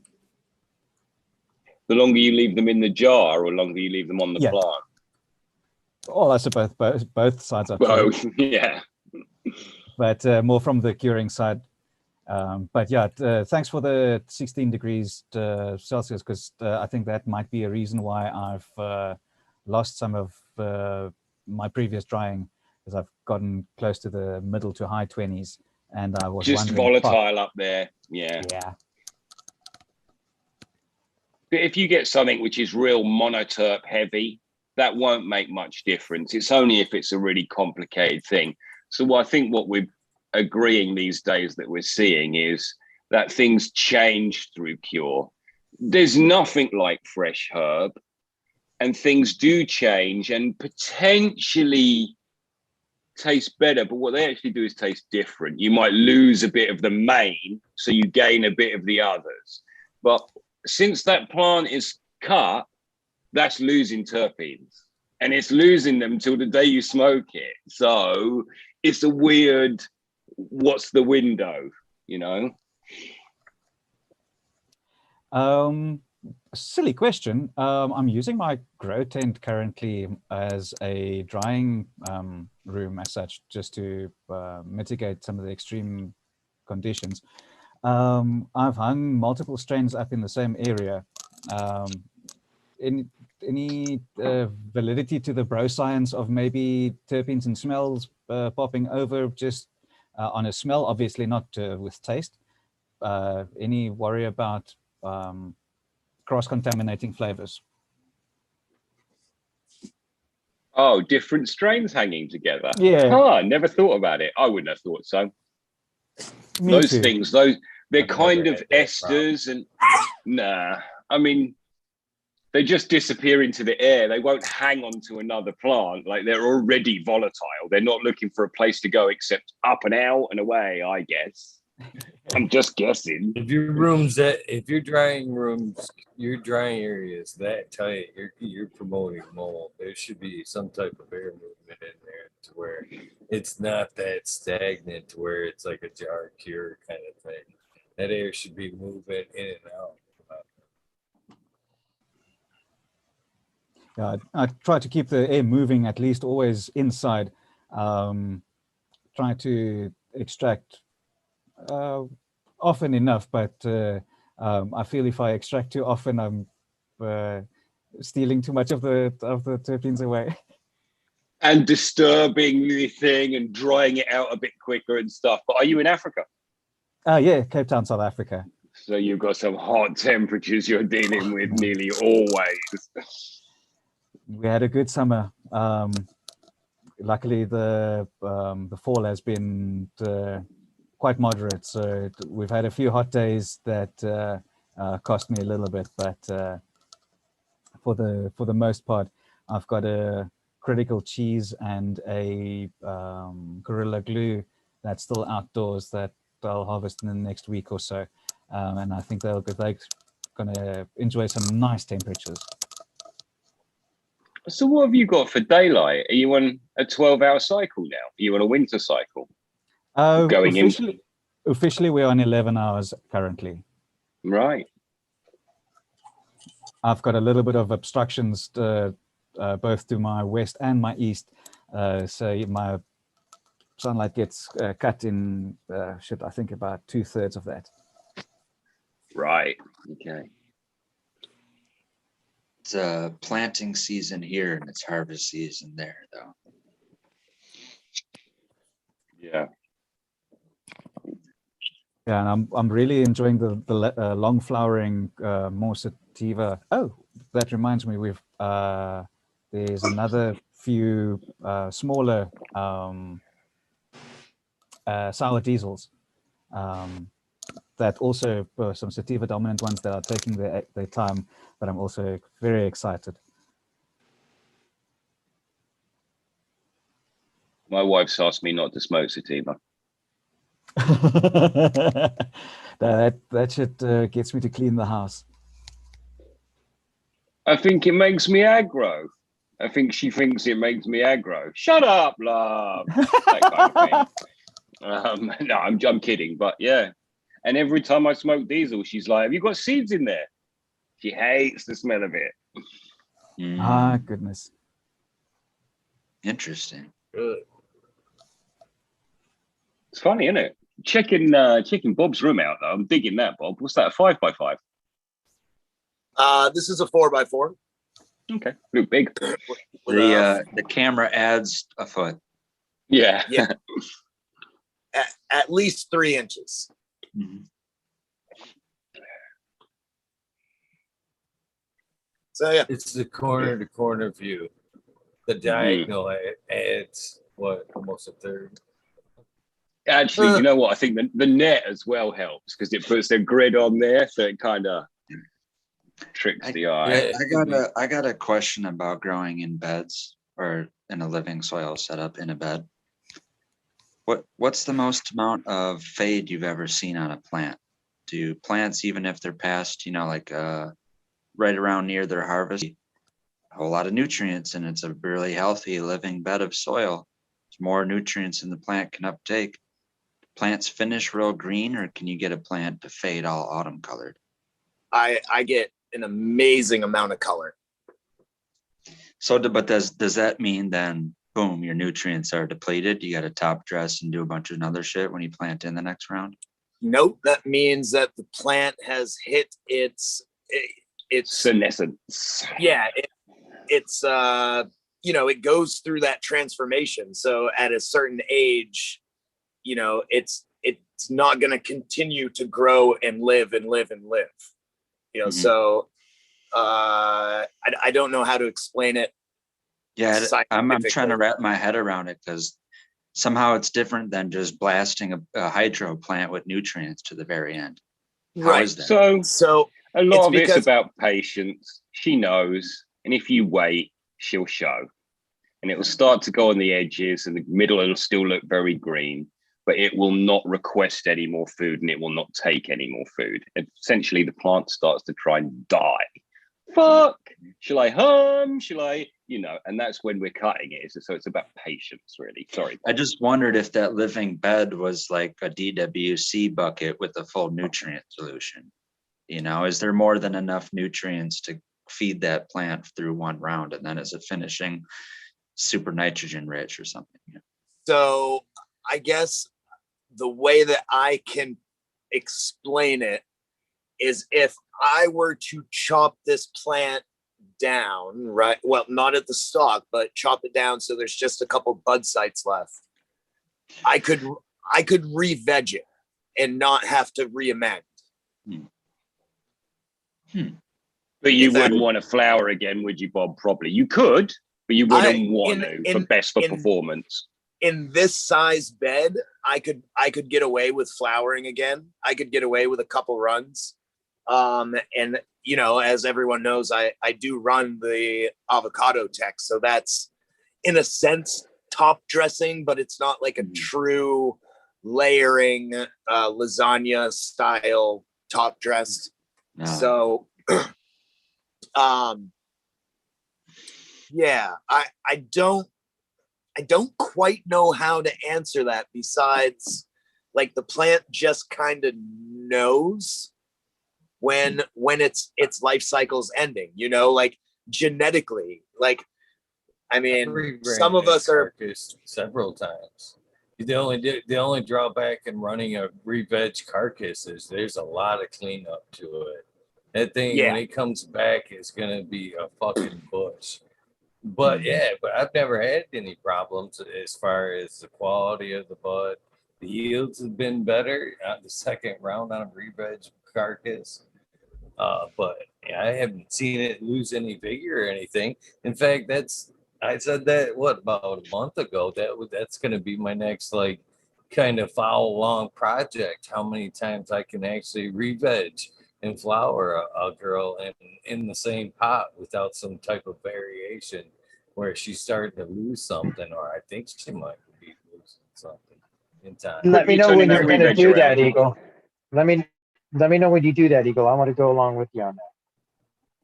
And it's going to be when at the end of the round with these big air pots. I want to use these air pots in that project because I can add a little bit more to them if they need it. You know what I mean? Fresher soil, I can drop them down, manipulate it a little bit, and adding stuff. So but it's I don't know if anyone's over and over.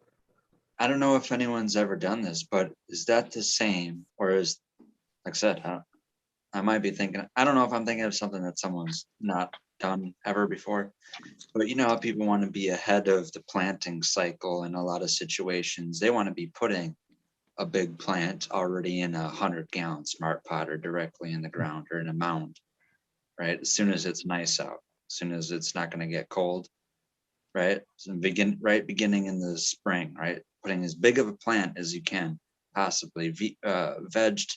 Some people maybe start their seeds at the new year. Some maybe do it right before 420. So you got little seedling popping up on 420 if you're lucky.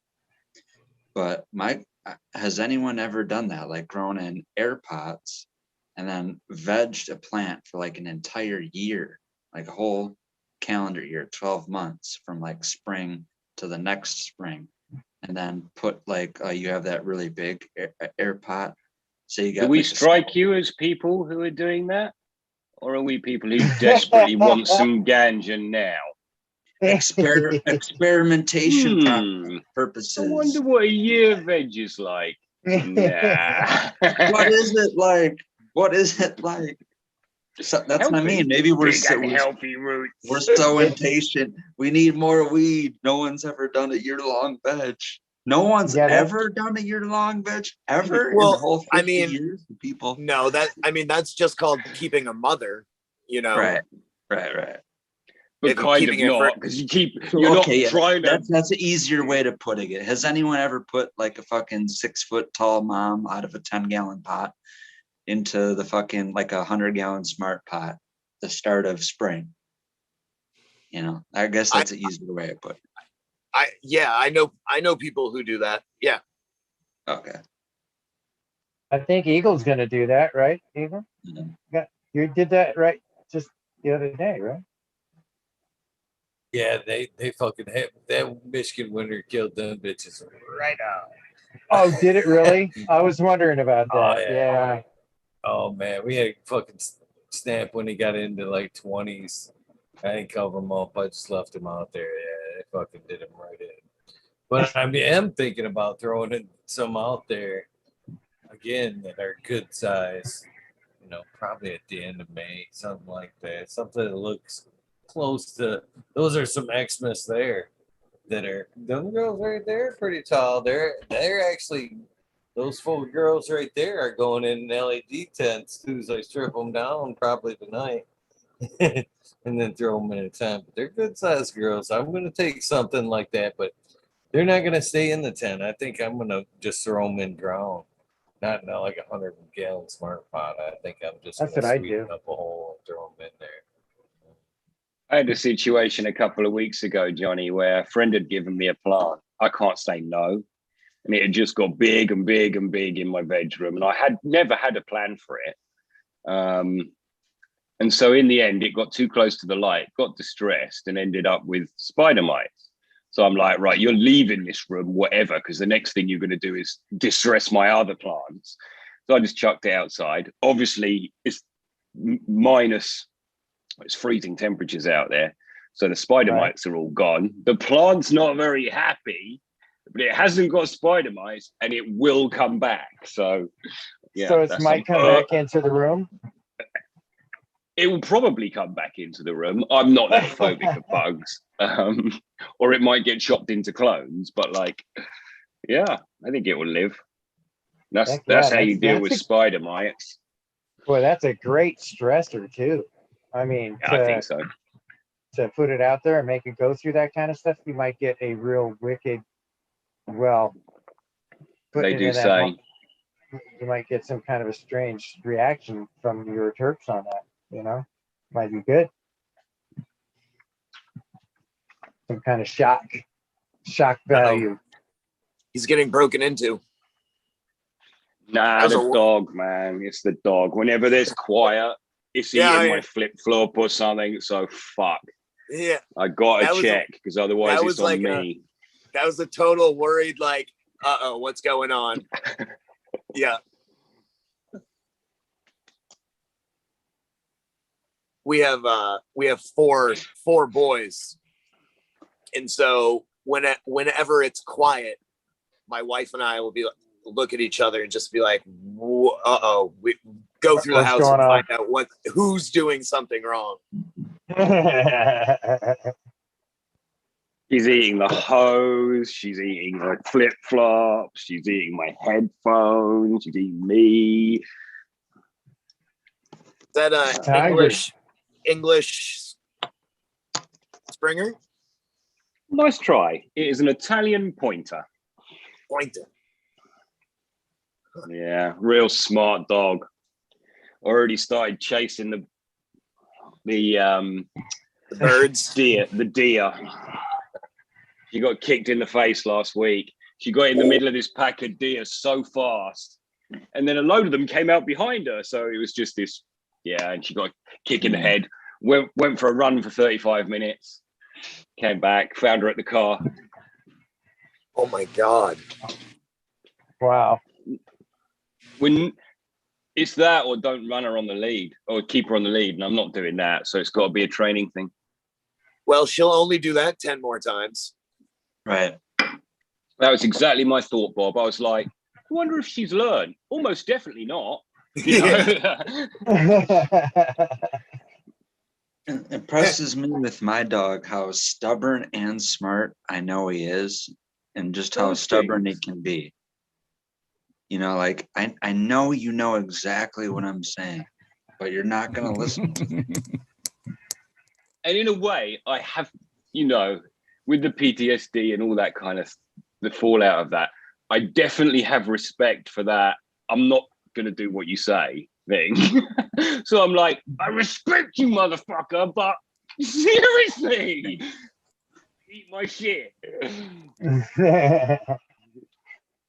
Yeah, when I was a little boy, I was staying at someone's property on a farm, and their dog came back after being missing for a little while. Went off on a galloping out in the woods. Well, when it came back, it had porcupine quills going through its lips, going through its jaw. I mean, literally went through its teeth. I mean, in between the gums. You know what I'm saying? Horrid. Yeah. Yeah, it stuck its face inside of a porcupine hole. And that was the worst thing that dog ever did. Yeah. Right. It was it was an interesting experience. Farm activities. Kind of crazy. I think my dog's actually been deprived, even though, you know, that's a horrible situation, but not that situation, but Green 13 situation. I feel like my dog's been deprived of that because of the damn COVID. I feel like my dog should have experienced a deer kicking it in the head. We had, I mean, you obviously know when this puppy's it's 8 months or whatever, so it's been right over the COVID period. And when a friend came round to see, I mean, allegedly, when a friend came round to see me, it was like the first time anyone had walked through our door, because that wasn't us. And like, it was so surreal. It was like the dog was like, "What the fuck? Who are you? This is not right." And yeah, it was all that weirdness, right? But think about the poor children. I got my dog January 6th, 2020. So right before the whole calamity. The kind of dog you got there, Red? Yeah. I don't know how purebred he is. He's mostly pit bull. We suspect a little boxer in there. Oh, little bully. Yeah. Bullies are great, especially with a boxer. I'm a boxer guy. I've had boxers all my life. I think I love them. Yeah, I think we touched on that too, man. We're kindred spirits, man. Comic book T-shirts and boxers. I did. If I mentioned before, the reason why I got my dog is because and briefs, right? It's changed. It's changed over the years. It went from tidy whities to boxers to briefs. So yeah, but you guys both wear the superhero underwear. You got to admit it. Now, come on. I don't have any pairs right now. I'll be honest about that if I do. You think I wear underwear? I'm not sponsored by MeUndies or anything, but maybe if they want me to start repping their gear, I might. I don't know about that one. Hook you guys up with some promo codes. Anyway, my buddy I got my dog from now, I was originally in line for one of his cousins. He breeds boxers, and I really wanted a solid white female. That's what I wanted, all white female. Now for this, the white boxers are really, really beautiful, but they have a lot of skin diseases and like genetic predisposition diseases it's actually kind of sad. They don't live as long normally as that's the whole thing. Is he's got not only like through health issues and all that, because it's 50-50 whether it's going to be a boy or a girl, but he only gets one good all white out of every other litter, right? So it's actually a double 50-50, because every litter he gets, he's maybe only going to get one white puppy, and then it's a 50-50 if it's going to be a boy or girl. So I wanted an all white girl. And now where this came from is my apartment that I had out in Colorado when I lived there. I had multiple roommates, but one of them I had was a old buddy of my cousin. My cousin's 9 years older than me. His buddy was a couple years older than him. He had a marital issue, divorce, started a new life thing. He moved out of Wisconsin and moved in with me into Colorado. Well, he found a job and everything like that. And, it was a Super Bowl weekend, and he had to dog sit for one of his work buddies. And I didn't know this. He never even alerted me until obviously it happened. But I'm in my room one morning, Super Bowl morning, and I come out and he's like, hey, we got company. And I'm thinking like, oh, it's Super Bowl, maybe he found some date or some chick, there's a lady out in the living room. So I'm still in my room and I'm about to come out, and so I'm like, oh, maybe I should, be presentable or something like that. And I come out and I didn't know it was a dog, right? And he's like, there's Roxy, and it's a little boxer puppy, I don't know how old, but a little female puppy. And she comes running up to me, and right away it rolls over on her belly right at my feet and lets me rub her belly in that. And we just had a really good Super Bowl Sunday. And from that point, it just put it into me like the next dog I'm going to get is going to be a boxer, because I like that dog so much. Well, like I said, about in the line that I had to be in to get that all white female boxer, that didn't happen in time. The buddy that gave me that my dog now was like, I have this dog, and he got two dogs on the same day, the day before Christmas Eve. And he got a Boston Terrier and my little pit bull / boxer mix. And he already has a pit bull, like that's 12 or 14 years old. He had the Boston Terrier. And he didn't need two puppies all at the same time, plus an older dog. So he asked me if I wanted the pit bull boxer mix. And of course I said, yeah, because I already was really wanting a dog. So that's how he came to be. It was meant to And be. he's about to turn 18 months in a couple days here. So shout out to my boy Dash. Dash. Yeah. Good name. What you said you think pit bull and a little boxer? Mm-hmm. Does he have does he have like a collar or anything like a typical boxer would have, or no, color? Just two white, his front two paws are white. One's a little bit more on his toes, and then the other one's more his total paw. Like the socks, they call them. Yeah. I call it. To me, it looks like he stepped Countdown. in it. Countdown. Here, boys. 1 minute to 4:20. To me, it looks like he's time's off, Johnny. What's that? Well, to me, it looks like he's stepped in the was paint off. can. It was 420. My bad. Cheers. I got a battery operated clock, though.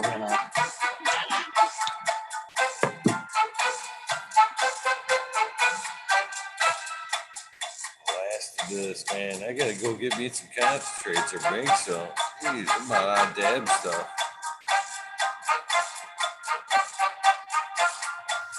Yeah, that's that late tomorrow, I guess.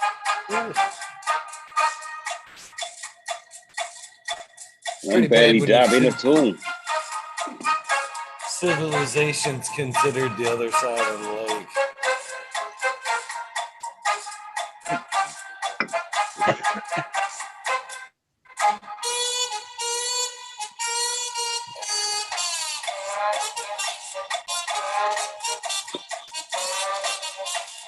I think I'm going to make some BHO next run. Yeah? I think I just, miss it, I think.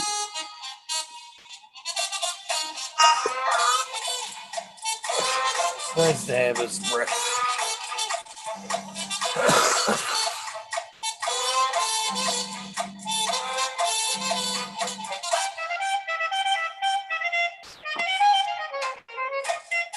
Boy, you know, Green 13, I bought a thicker banger, and I'm still cleaning it with water.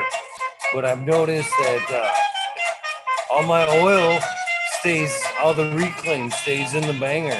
It just goes up higher above the nail and sits. Is the T piece further up? Is it deeper? Yeah. Pretty thick. Yeah. Without trying to spill it, but it's pretty thick. Dirty as shit. That'll last. Has it got a peg on it? Did you get one with a peg on? Nah. Hard to find, aren't they? Yeah, they are. They are. I just take a piece of wire, wrap it around. Yep. Excuse me.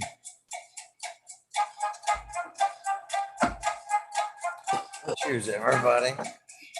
Ooh, that was a good hit. Yeah. Happy 420. Yes, happy 420, everybody. Yeah. Cheers. What day is it? That fatter Thursday? banger. Wednesday. It's Wednesday right now. Yep. The Organics Takeover today at 7:30 Eastern Standard Time. 4:30 Pacific Oh. Standard Time. It's early. Okay. All right, everyone.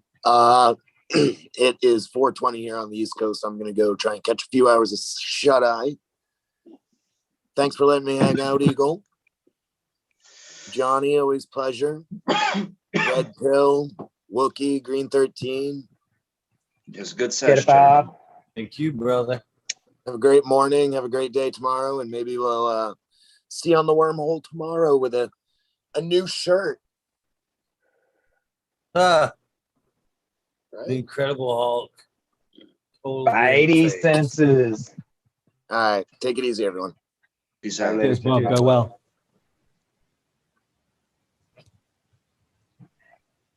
Well, I am going to pop out myself. I'm going to hop out. Eagle, thank you very much for the wormhole. Place to hang 2 by out, 2. chat with all the Gromies. Wally Wookie, awesome time meeting you tonight. Awesome time. Awesome. Yep. Glad you guys Red enjoyed. Bill, Yeah. always a good time hanging out with you. You Green too, Johnny. 13, it's a blessing to hang out with you too, brother. Yes, brother. Take care of that pups. I know you are. All right, guys. We'll talk Yep. to you later. See All you the soon, Gromies Johnny. out there. We'll see you. Cheers, Johnny.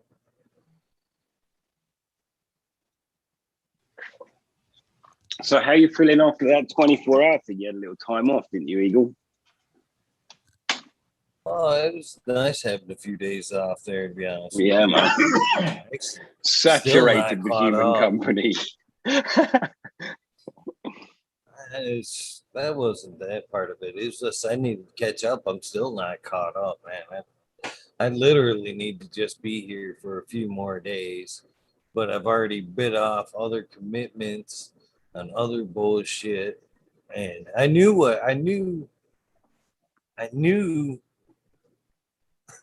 when I moved up here. I literally told the gentleman when I was buying this house.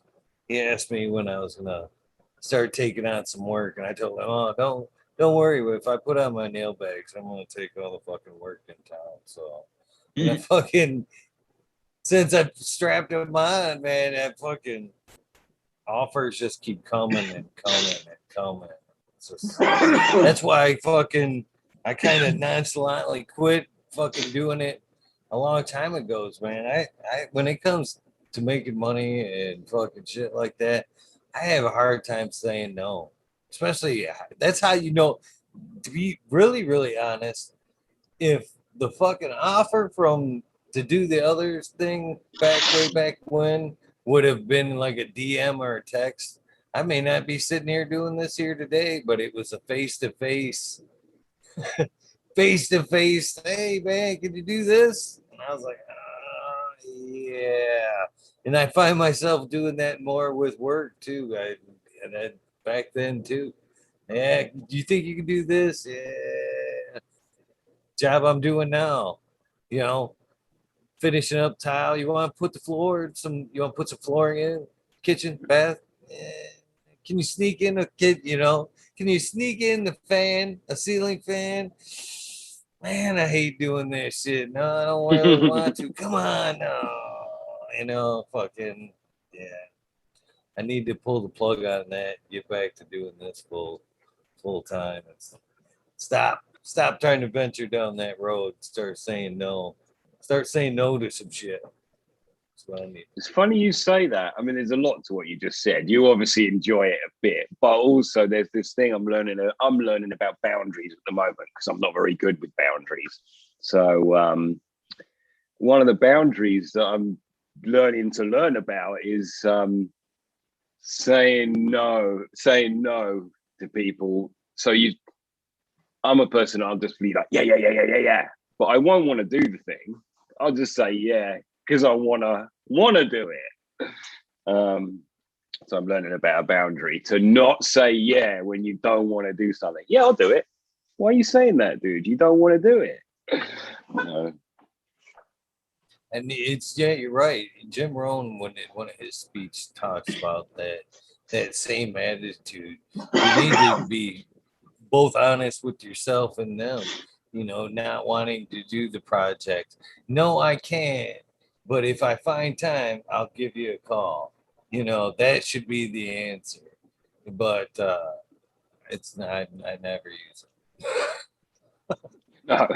Yeah. Yeah.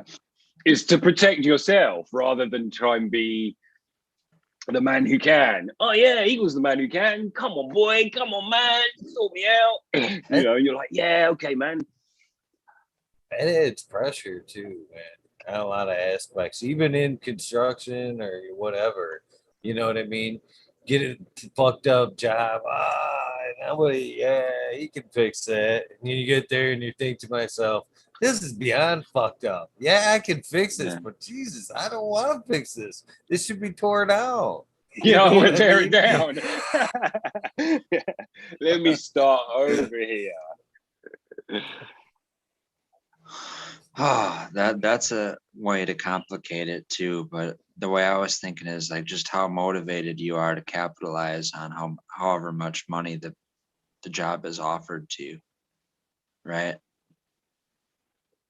The trouble is, I have so little regard for money now. It's literally a thing I need and not something I want in any way. I know where you're going, but God, you see that far ahead of where I'm going. Oh man, I'm desperate. I'm desperate. Sorry. I'll do it. Hey, I've never done it before, but I'll do your tile for you. Come on, give me $2,300. Yeah. I remember when I had my house refitted and they were like, yeah, we'll redecorate for you, $7,000. And it's like, I just became a decorator. Fuck it. I'm about to make $7,000 by decorating my own house. That's how I looked at that. That's how you talk to yourself, isn't it? Like, fuck you, you're not having that for painting. I can learn to do that. My dad's like how Eagle is, though. My dad, he's a carpenter. And when I was young, I watched him build decks.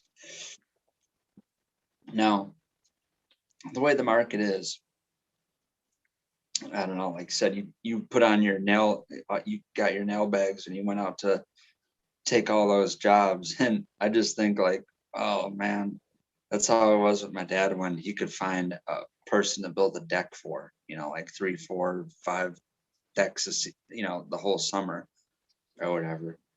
And man, that's the same thing. Like if I had the know-how to do that, I would take advantage of it all the time. Like I said, I would have a very hard time saying no to stuff like I would like to It's, do that work. that.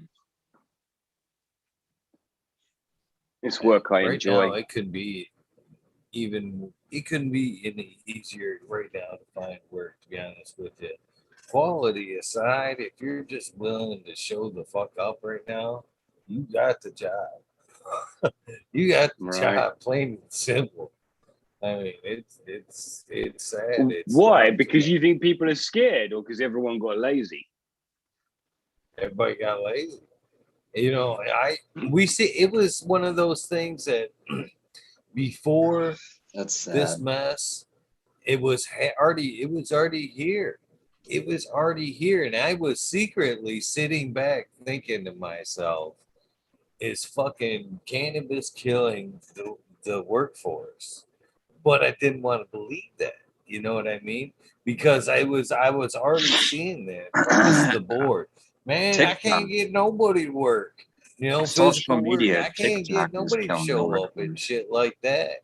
Then this mess hit, and it got 100 times worse because people were being paid to stay home. Now nobody wants to work just because I think it's a combination of the two. To be honest with you, Well, but you know, between the Twitch, the TikTok, the OnlyFans, kids right now when they're 18, they're like, I'm gonna fucking make money on social media. And then you got the other half that maybe they do want to go to school, but then they think it should be set up to where school is completely free, right? To go to. And then there's I don't know what the percentage is out of that. There's two big chunks out of it. And then there's a tiny little amount that's like, nah, I'm gonna go to a trade school and learn how to work and do fucking technical things the rest of my life. I think it's more of a little bit of combination of what you said. Some of it is, a lot of the new phase. I'm gonna strike you rich and fucking make money off of fucking social media bullshit. I think a lot of it is just a lot of the workforce, excuse me, has become more techie across the board to where physical labor has just became fuck that kind of Well, thing. they got now the Fuck whole that. I'd thing they rather got. sit and program or just do whatever, a desktop job has become more and more plentiful. And I think, cannabis has probably played some part in that as well.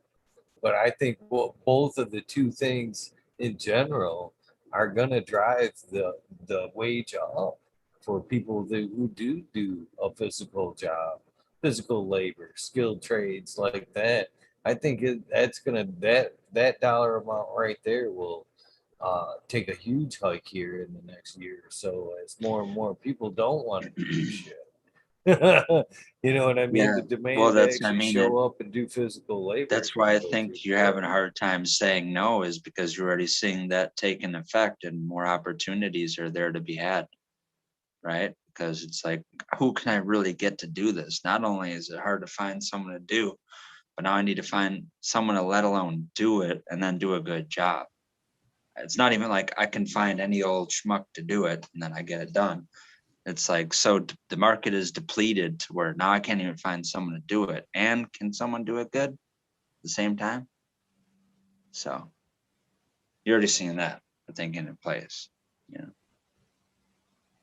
right now, I would say we're at the peak of it. Like I said, I don't know what the ambitions of someone being 18 years old, but with the last year and a half, how things have been, I would say that they're way more motivated to do things digitally than physically.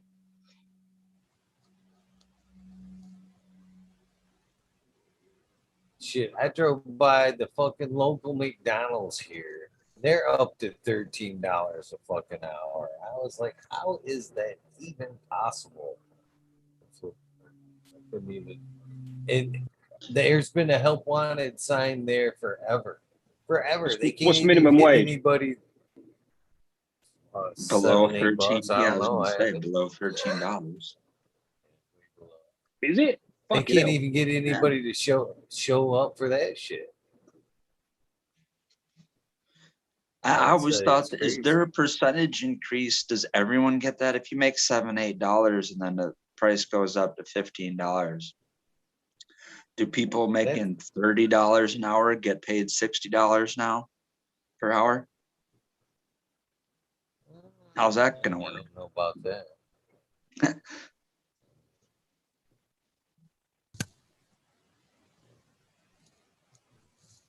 That's usually the way it's budgeted.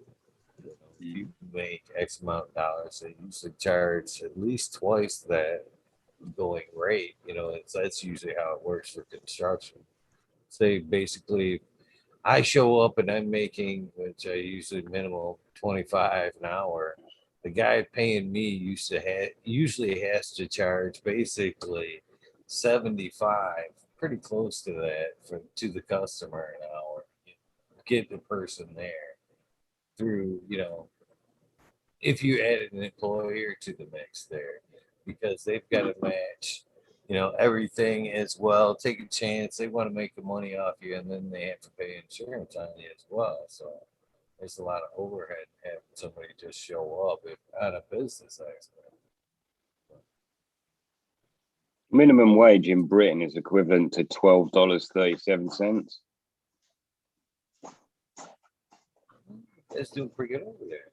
It's crazy.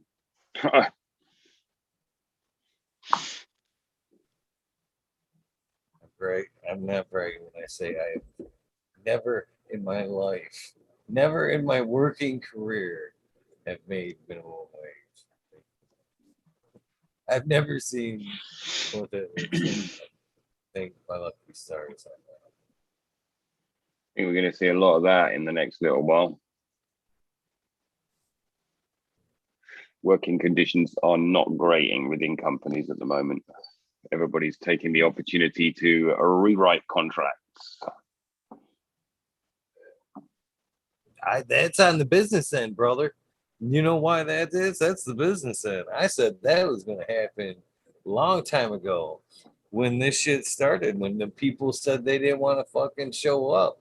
It's the employer that's had 50 employees pre this mess and is now down to 25 running the same operation, and it's running fucking smooth and people are happy to be there, the ones that are there.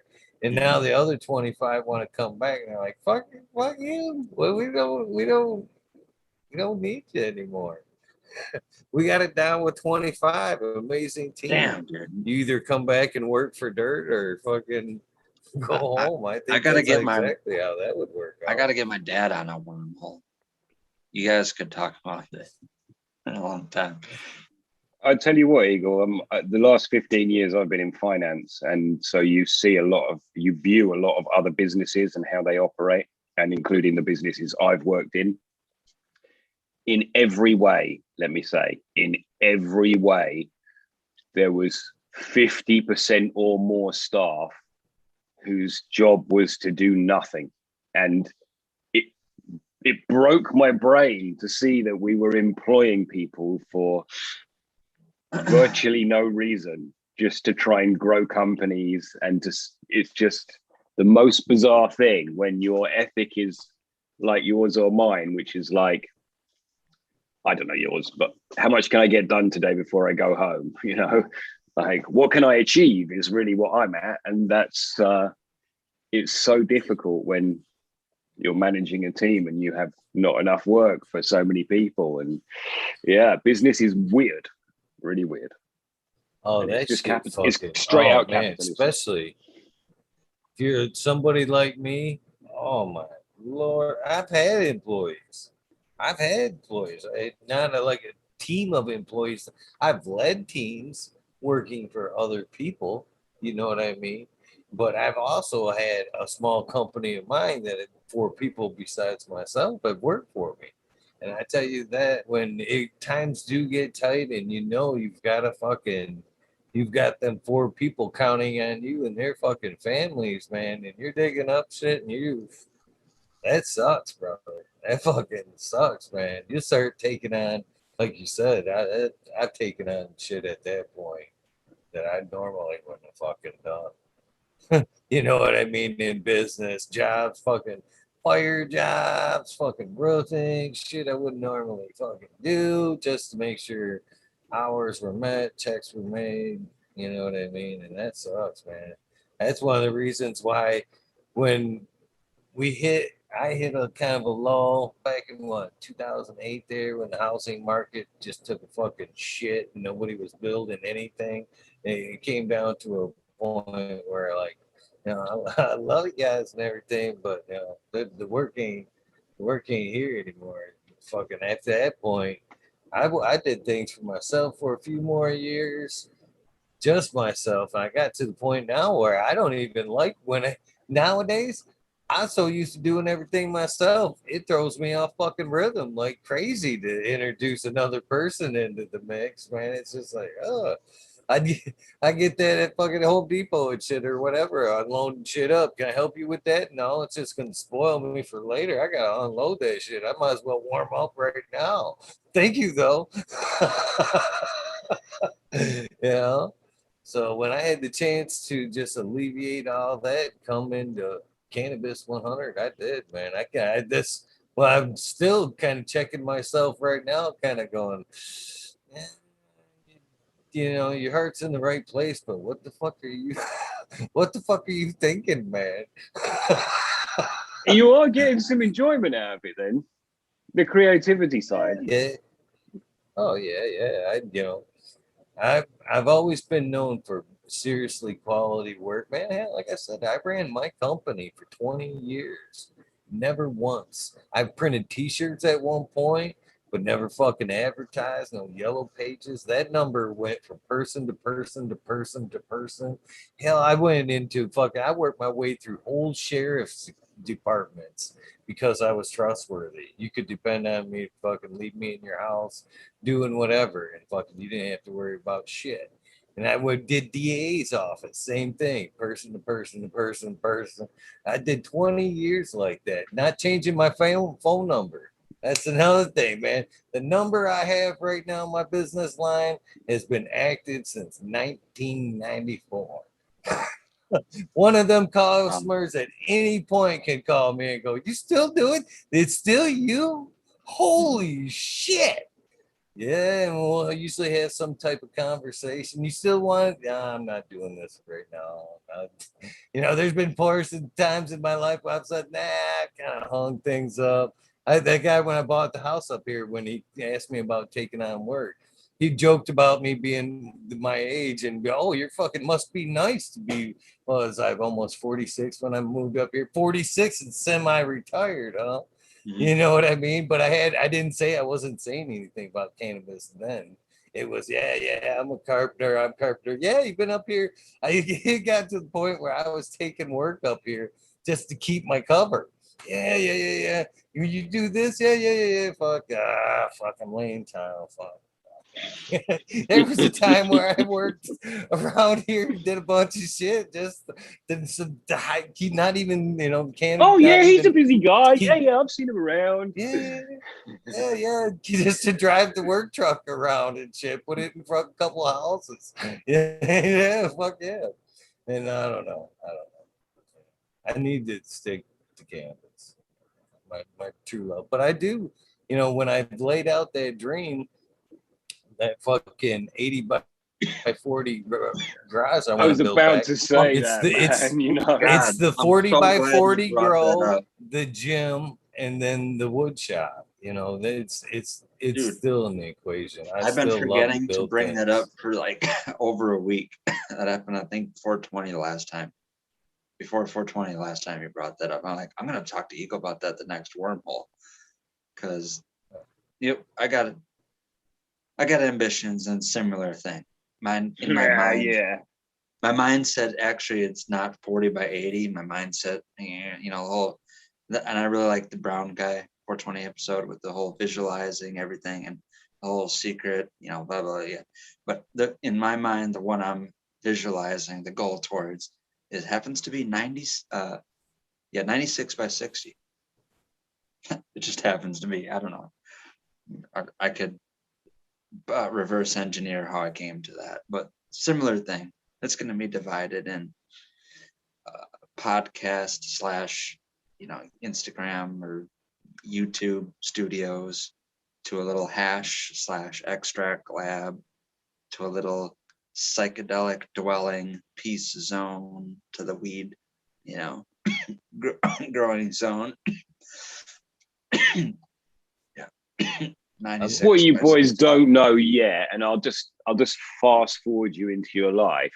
You're gonna fit out your wood shop, gym, grow, and then you're gonna realize that what all growers realize, and that's my grow's not big enough. And then you're gonna move that into the wood shop as well, and then the gym, and then you'll have a 40. That's what happened before I moved up here and downsized, brother. I had the dream of building a garage, but it had already happened down there. There was already tents in the wood shop.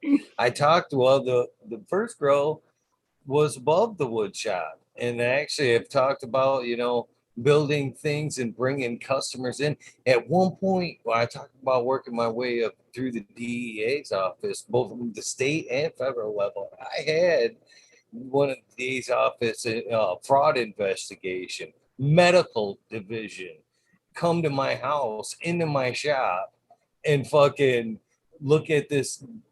Well, hell, I think I've showed this before. This unit was built for her. The only thing I've ever drawn out. Careful. Because I hate to draw it out. Anything I've ever designed, built, or dude. whatever, either an architect drew it, or if it goodness. was one of my projects, it's always been You up have here. you have no But idea. this was a fireplace unit I built for her, and this is we ended up. This was all round top bookshelves. The tile right here was already there. That was already here. The fireplace was there. This whole unit I built in 3 pieces and delivered fucking along. Let me get to the camera there. This piece stands out proudly set back in. And when I went with round top doors on here as well. But this thing was completely built in my garage and set up. And by the way, this piece right here, this mantle pulls out, and all the electronics for the TV that would be here and the electronics for the bookcases all ran into there. So you could pull out the mantle, plug shit in, rewire shit if you need to, and then you could fucking push the mantle back in. And but she came to my house. This was her unit. And this was all supposed to be wood tone, stained. That's the way I roll. I put my heart into soul into something. I want it painted. And she came to me, or she called me, and she says, yeah, I want the unit painted. And I'm like, yeah, well, go ahead and paint it. Basically, yeah, I ain't doing it. Well, yeah, please. Well, we went back and forth on it. And finally, she talked me into painting the unit. And I said, and again, because it was about a 2-hour drive, I'm not coming for paint. I'm not fucking coming for paint. You want this thing painted? You can bring it to me. And I thought that was a deter as well. Nah, I'll bring it. And that leads up to the story when I got mites. I'm not gonna go into that, but I ended up having to take everything fucking out of the shop, and a buddy had brought me some shit, and I stuffed it upstairs. I had to hide everything cannabis because who she was coming to my house. It scared me a little bit too, because the cannabis fell into the medical fraud division, and I don't know. I look pretty healthy, but I still have back pains. Whatever. Made me nervous. So I put everything cannabis above and ran them filters, super strong. Sit there the whole time, man. I was nervous as hell. She's in there looking at the unit. She drops off the fucking paint. And I'm like, there's actually like fucking 70 some plants right above her head. You know, She's like, full "Ooh, full this scale smells. grow going on above her head in the fucking wood shop and shit. This is strong smelling yeah. cedar." Well, if she ever smelled anything, she never said anything. But man, this cat the day before had dropped me off some material that he had harvested and never said why. Asked me if I could make some bubble hash just to kind of cheat through this. Fucking and it sat there in a fucking brown paper bag for a day or two, and it was quite pungent. And fucking, so I grabbed that and I took it upstairs and put it in the flower room right next to a can filter, and fucking shut the door. And that fucking bag had fucking mites in it. No shit, you not. He never said why he pulled it down, but fucking or wanted me to make hash out of it. But yeah, he pulled it down because he had spider mites and brought it to me to see if I could make some bubble out of it, but never really finished the story. Yeah, that was my first encounter right there with fucking mites. Whole spiel, true What a story. fucking Right there. clusterfuck, right? Yeah, I mean, I it just was. remember being petrified of spider mites, like, oh, burn it down. Now I'm like, yeah. It was terrifying back then too. That fucking first round.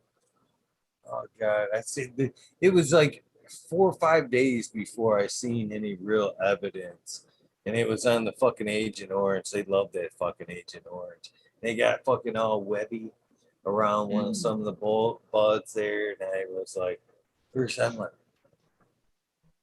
oh, it was just stomach turning, man, to fucking see all them little motherfuckers just on a bud, little hundreds of them. Oh my god, it turns your stomach. Turns your stomach. Get a Hoover out. I took them fucking plants out, burned them fuckers. That Did little ya? area, and I tried to treat the rest of the area. Again, young, dumb, liquid ladybug spray. I'd never fucking go that route again. Live and learn. I think the first time it happened to me, I sprayed soap, and I think it was a good, like insecticidal soap of some kind. It was a good medium learning thing to do. I don't think I'd do it. Well, I wouldn't do it now, but I did IPM before I knew it was IPM. I didn't have anything, but I sprayed Einstein oil and Dutch Masters saturator and Einstein oil. Sprayed on my outdoor plants just to keep them safe. Einstein oil is neem oil. with some of the work with the organic takeover and a lot to do with the redox and the soil moisture and then plant health, it really is nailed down for me to those things now. If you can keep in that zone and really concentrate on plant health, number one, and then everything else in balance, it's just so hard for the insects to thrive. And then if they're not thriving, they're real non-entities. It's like a couple of the lowers got that. I would get super lucky too with my outdoors. I would always find, and I don't like them sitting there because people are like, it's a beneficial insect, let it dwell or whatever. But spiders would be making homes in the leaves. And I'm like, I don't like spiders to begin with. And two, even if it is beneficial, I don't want them laying eggs, little spider eggs dangling from the fucking fan leaves. Get that shit out of here. And then I would always find, even though there was nothing to really pollinate or, get nectar from because they're female plants, but bees would habitate the area where the plants were too. So I just got lucky that I had beneficial insects sitting there to protect the plants, without me placing them there. Yeah. All right, I'm going to start my day, gentlemen. Thank you very much. Have a great evening. Nice one, Eagle. Wookie, Red Pill, chat. Big love. Yep. Awesome. Eagle, I think I'm going to take that opportunity as well. Time for me to start adulting for today as well. But definitely, it's been an amazing opportunity and awesome to hang with you guys again. And I'm looking forward to waking up early. It's getting winter time, so it's getting later and later and later. So yeah, hope to jump on the wormhole soon again with you guys. I hope so, brother. I hope so. Nice. Thank you. Glad to have you. And to everybody in chat, have a fantastic day, guys. Go well. Ciao, ciao. See you later. All right, Eagle. Thank you as well. Another fun night in the wormhole. Another good chat. It's a highlight. I really like hearing all the different wormhole directions that this conversation took, from the beginning to the career story you told. I like that. Yeah.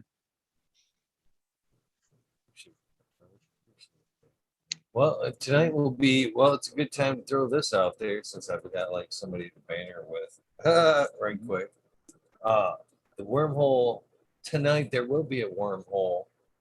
Usually the organics takeover would be at its normal time, but it was kind of shifted earlier this week. And so even though it's early, I'm treating it just like it was at the same time.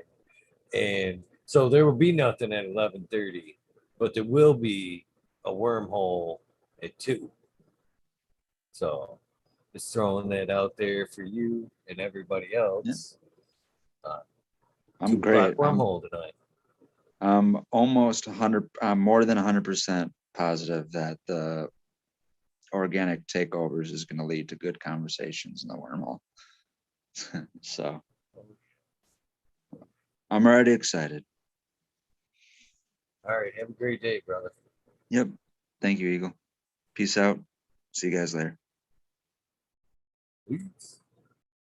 All right, guys. Let me get my shout outs list right here. Holy cow, this thing is looking ratted. Look at that. Oh, it's only just falling apart. I really feel like I'm missing a page here. All right, well, I missed a page in the shout outs tonight. I'm sorry. Very ill prepared.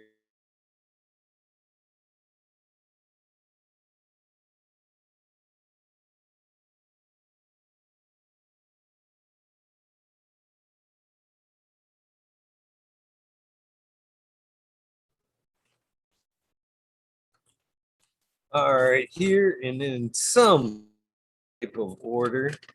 Oh shit, they're on the list, but I probably won't get them on there till later. Will we sort that down? Shit, I lost the card. I wrote them down on the card while I was why me and Wollie Wokie did our episode earlier. I wrote a few names down. Terrible about that. All right, right where we left off a few hours ago. I'm not muted. I'm not muted. Who's muted? Here we go. Awkward just start in the middle of the song there. Come on, to do this. There we go. Start from the beginning. Sub Cool, D's House of Dank, Mama Lost 710, Scarecrow 420, Green Thumb Bum, Christina MG89, Unplugged 705, Medical McCullough Rick T, The Rebel, the 92207, Fabian Selena, Dave's Not Here, Top Spook, Greg Walker, Mendo Dope, T Dog, Dung Beetle, Red Eye Jedi, Grows, Mother Nature, Justin Conway, Duckweed, Runboy 7426, Justin Gritter, Strongman, Okie Grower 75, Corey Trevor, Michael Wall, Small Vision 420, Who's Your Cat Daddy? Taco, Don Slug, Rick S. In the Bushes, 827, James Siemens, Kevin Hahn, World's Last Old Pats Man, 5, Mentor Dirt Road Dude, Ken Shiba, Jose Rivera, Red Eye Rustler, Dab Goblin, Dr. Buzz Lightyear, Acetone, 710, Canuck, Candy Queen, Genetics, Savvy, Z, Fumador, Dirtman Dan, Keith the Black Sales, Mr. Bosilis, Sim Premium Gardens, Rasta Jeff, Rasta Bob, For Soil Root, Small Tooth, Tyler, Frosty Buds, North Michigan, Michael, Ouija Buds, Sub T Roy, Big Jar Growth, JC, Modern Genetics, SoCal, Weedner, John, Last PPG 15, Bermuda County Grower, CJ Apple, Perfectly Imperfected, Dollar Tree Grown, T1 Production, Zank Grower, DOA Grown Meds, the Miss Nudie Grows, I Grew Some, Johnny Cane Seed, Nutrient Shootout, Snotty Nicky, Zoe and Slammer, NNY, Pixel Monkey, St. Bernard's Observation Booth, Clover 420, I Spot, Aldrich 25, This Man of Teeth, Stu New, Mo Grower, Candy Crate, Loki Grows, Sus, This Guy, Burton 79, Foolish Hammer, Midwest Outlaw 30 Will, Voodoo Altar, Espresso Nerds, Kelly Connection, Wolverine Grown, Jimmy One for like laid way back from D Block, MMP, Nations Creations, Amber Lalana, Psychedelic Warlock, Artist LD, Sir Sticky, Rob, Big Day 420, Brent Window, Big Ed 1961, Man of Wanted, G Green, Click, G and K, Triple G, Mr. Sprinkler, Brittany and Tyler Teasley, Hope Farms, Lisa G, John again, BG Crazy for you, BGWG 420, Dr. Budswell, Purple Thumb OG, Arthur, Sons Amelia, Arthur, Just Space 420, Beach Coast Grower 420, Sir House, Trey Balone, Keep It Real, Egerton 420, Sub Zeppelin, Audit Everywhere, BT, Double D, Grows, Bingus, Screen Puffin Man, Alex Poikasha, Self Life, School of Crop, Cause I Love It, Green, Mountain Grower, Southwest Okie, Real 100, 212, Andy Man, Miranda Family Farms, Page Farms, Me Off Hour, Ryan Henderson, Green 13, New Sailbot Wins, Kingdom Aquaponics, Indra, Michigan native, Mary Jane's Red Garden, Streamer 77 Double D, Bad Bunny Nutrients, Mr. Green Pots, Mr. Green Nugs, from 619 to 664, Spaniard, Kruger Jones in the Grove, Pop G Grows, Braz Amy, Dro Grows, Cass, the Grow From Your Heart podcast, Lily Luna, Green Med Flock, Jeremiah Miranda, Sony Creek Floss Art, Mr. No One, LG 420, Giant Mike, Prometheus, Soil, Jason Iso, P. Wynn, David Colby, Mason 662. Scroggy McScroggerton the fourth, the Goddess Grows, Kaylee, Chad Brad, Family Farms, Polly P, Briorg, Kevin Jodry, Mike Honcho, Jay Huggins, UDA, Green Tree Hunter, Chris Cloud, Joshua Steenfeld, Oak, Organic Home Buds, Warren Nelson, Cam Wood, Maid Mystic, Show Love Always, Kelly Stone, Texas OG, Chuck Norris, Sarge S, Claire, Fresno, Happy Guy, Diane the Indoor Girl, Dan Indoor Man, Gromies Homies, Hamilton Grown, Clip Smoke Cannon, Keystone, Canada Flag, PA, Big High, 710, Eugene Greenleaf, Ace Drew Hustle, Fred Darn Carlos, North Arizona, Big Girl 420, Don't Sell Out, Jesse White, Gostain Yeti, Introvert Genetics, Social J, Vixen Robin, Killer 8, Mo, Vixen Robin, twice. James Buttercreek, C-Dub from NorCal, the Pharmacy Seedbag, Treadhead, 6-1, Smokey 616, Curtis Mahan, Matt Myron, Morte, Rick Heyman, Stephanie Dorr, Vabcarious K and Tennessee, Mike Rubles, the Drew Bear 420, Maxi 751, Lawrence Gonzalez, Hold Get Up, Stu Move, Popco 719, Baker Shake, Baby, Old Smoke, PWC, Grown Bugs, Laura Wash, Mr. Weebun, Old School, Grower, Chad Westport, Honcho, Grown, Flora Nugs, My Little Piece of Heaven, Pungent Sound Seeds, Goliath, Grower, Richard T, Chrissy Wannabe, Food, Mr. Soul, Food Spectrum, Gone God, Lori Hanson, Real 2,000 Years of Tradition, Mr.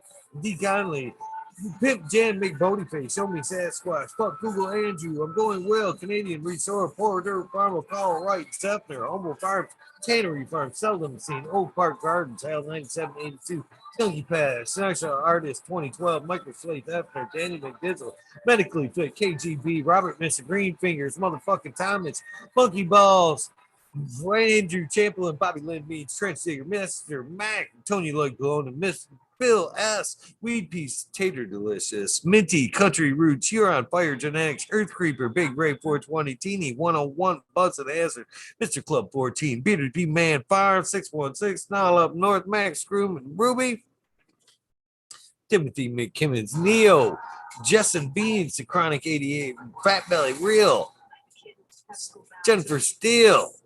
There we go. Cannabis 03, Turk Farmer, Shannon Stevens, Carlitos, Latino, Skander Country, Mr. Speed, Wolfstein, Firesall, Wally Week, The Goddess Grows, Roster Bob, White Feather Grows, Burning Shrooms, Tone Grows, Dank, Caveman Grows, PX Gunner 81, Smith Dude, New Grows, Sean McCann, Jay Munch, Dank Agenda, Walla Walla, Canna Grow, Fall Dog, Huron, Canada, Wisconsin, Alyssa, Paris, Rock Brand, Justice Smith, 420, Ben Fresco, Thriving Herbs, High Boy, Your Mailman Grows, Weed Be Growing, Australian Grow, growing love for the plant, Argo American, Smart Poker, Unfrozen Caveman, Hawaii's highest surfcraft, Micro Goon, Jeff Lawrence, Vulcan, Jeff Lowenfels, Dave Brownie, Sandy, Elliot Harkins, Mystic Flavor, The Foraging Gardener, Overwater, Overkill, Seattle Steve, Shadow Warrior, Valley Green, 514, Amelia Jensen, Oz Indica, Dr. MJ Coco, Brandon Russ, Matthew Gates, D's Bags, Drone Star, Shotgun Willie, Dank Yoda, Jay Simmons, Sure Bro, Grows, Collectiments, DJ Conley, ATG,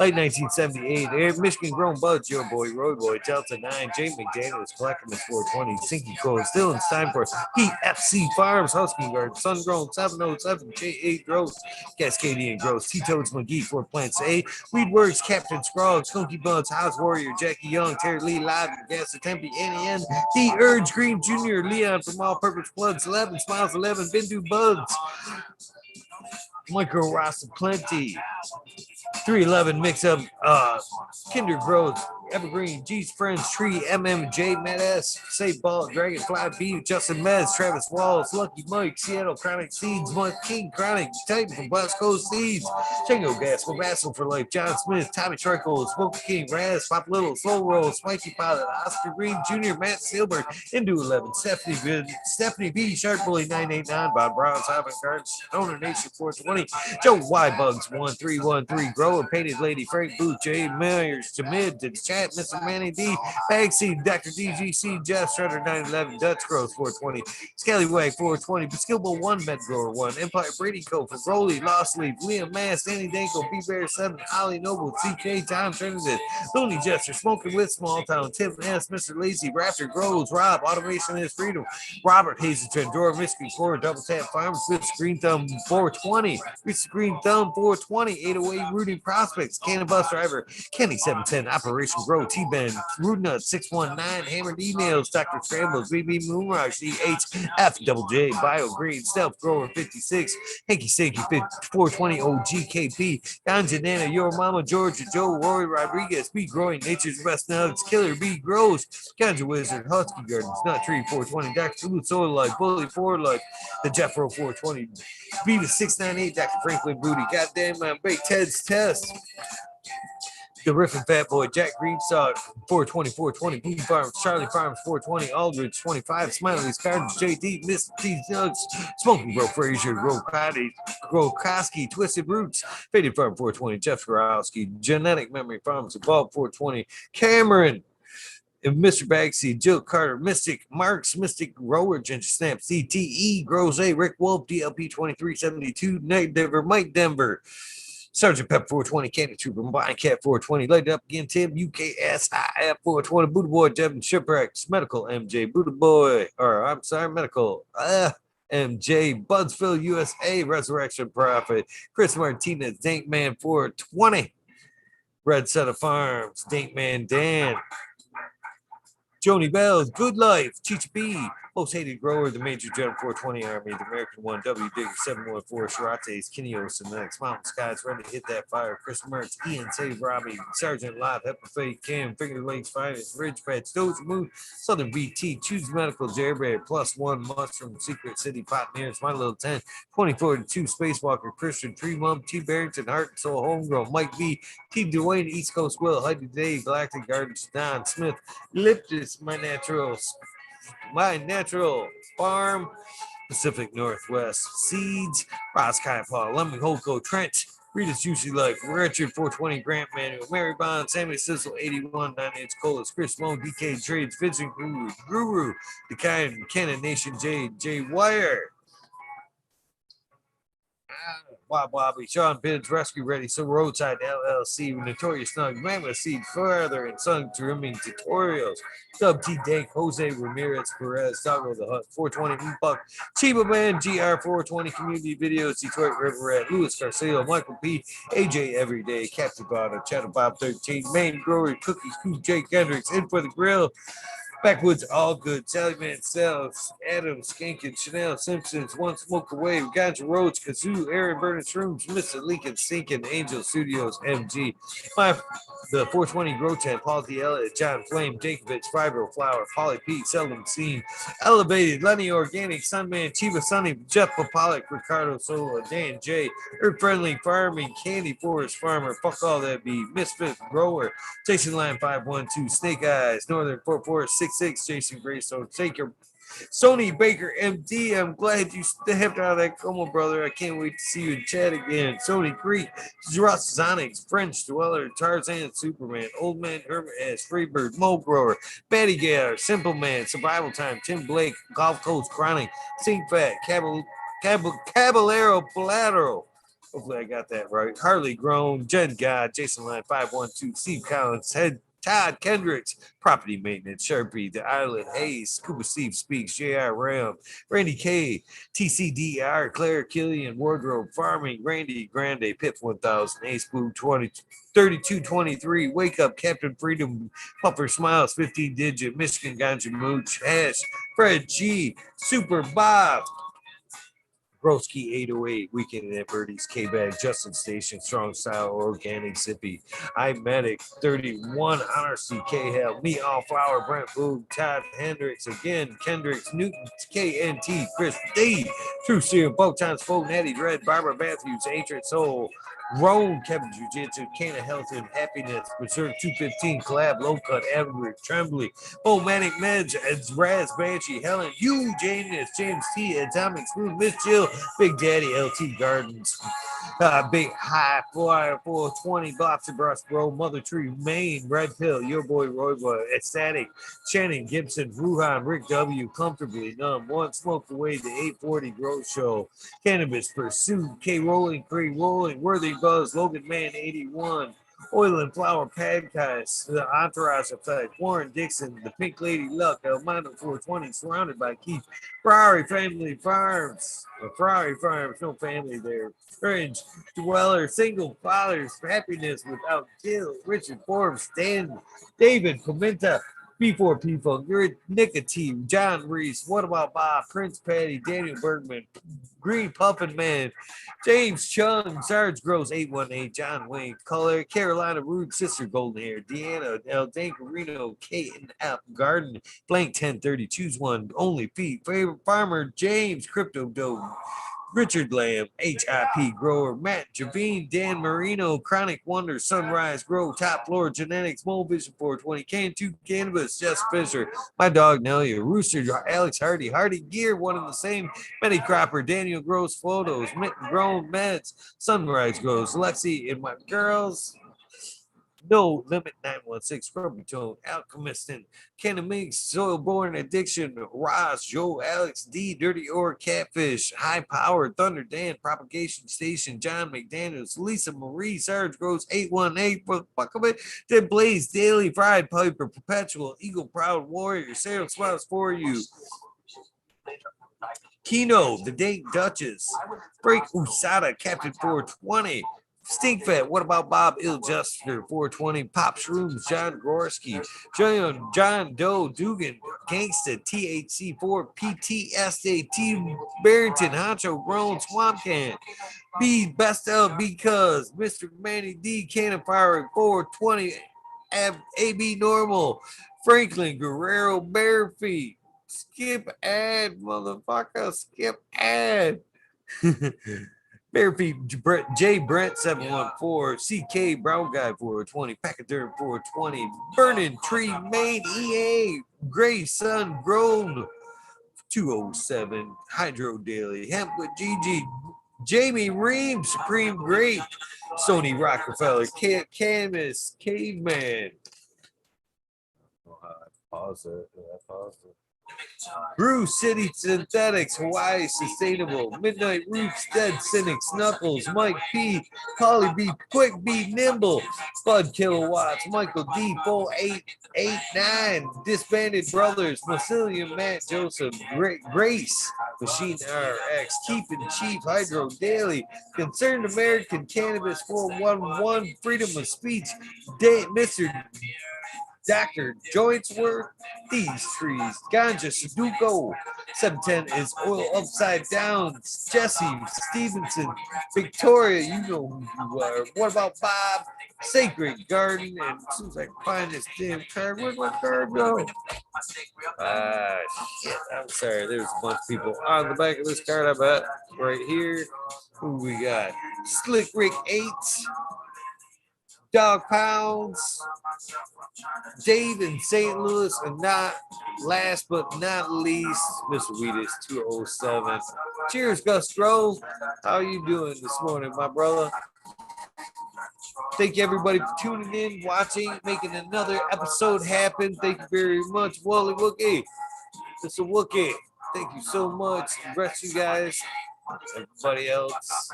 Who else we have here? We have Red Pill, we have Johnny, we have Wookie in the house. We have Cheddar Bob 13 tonight in the chat. Thank you guys.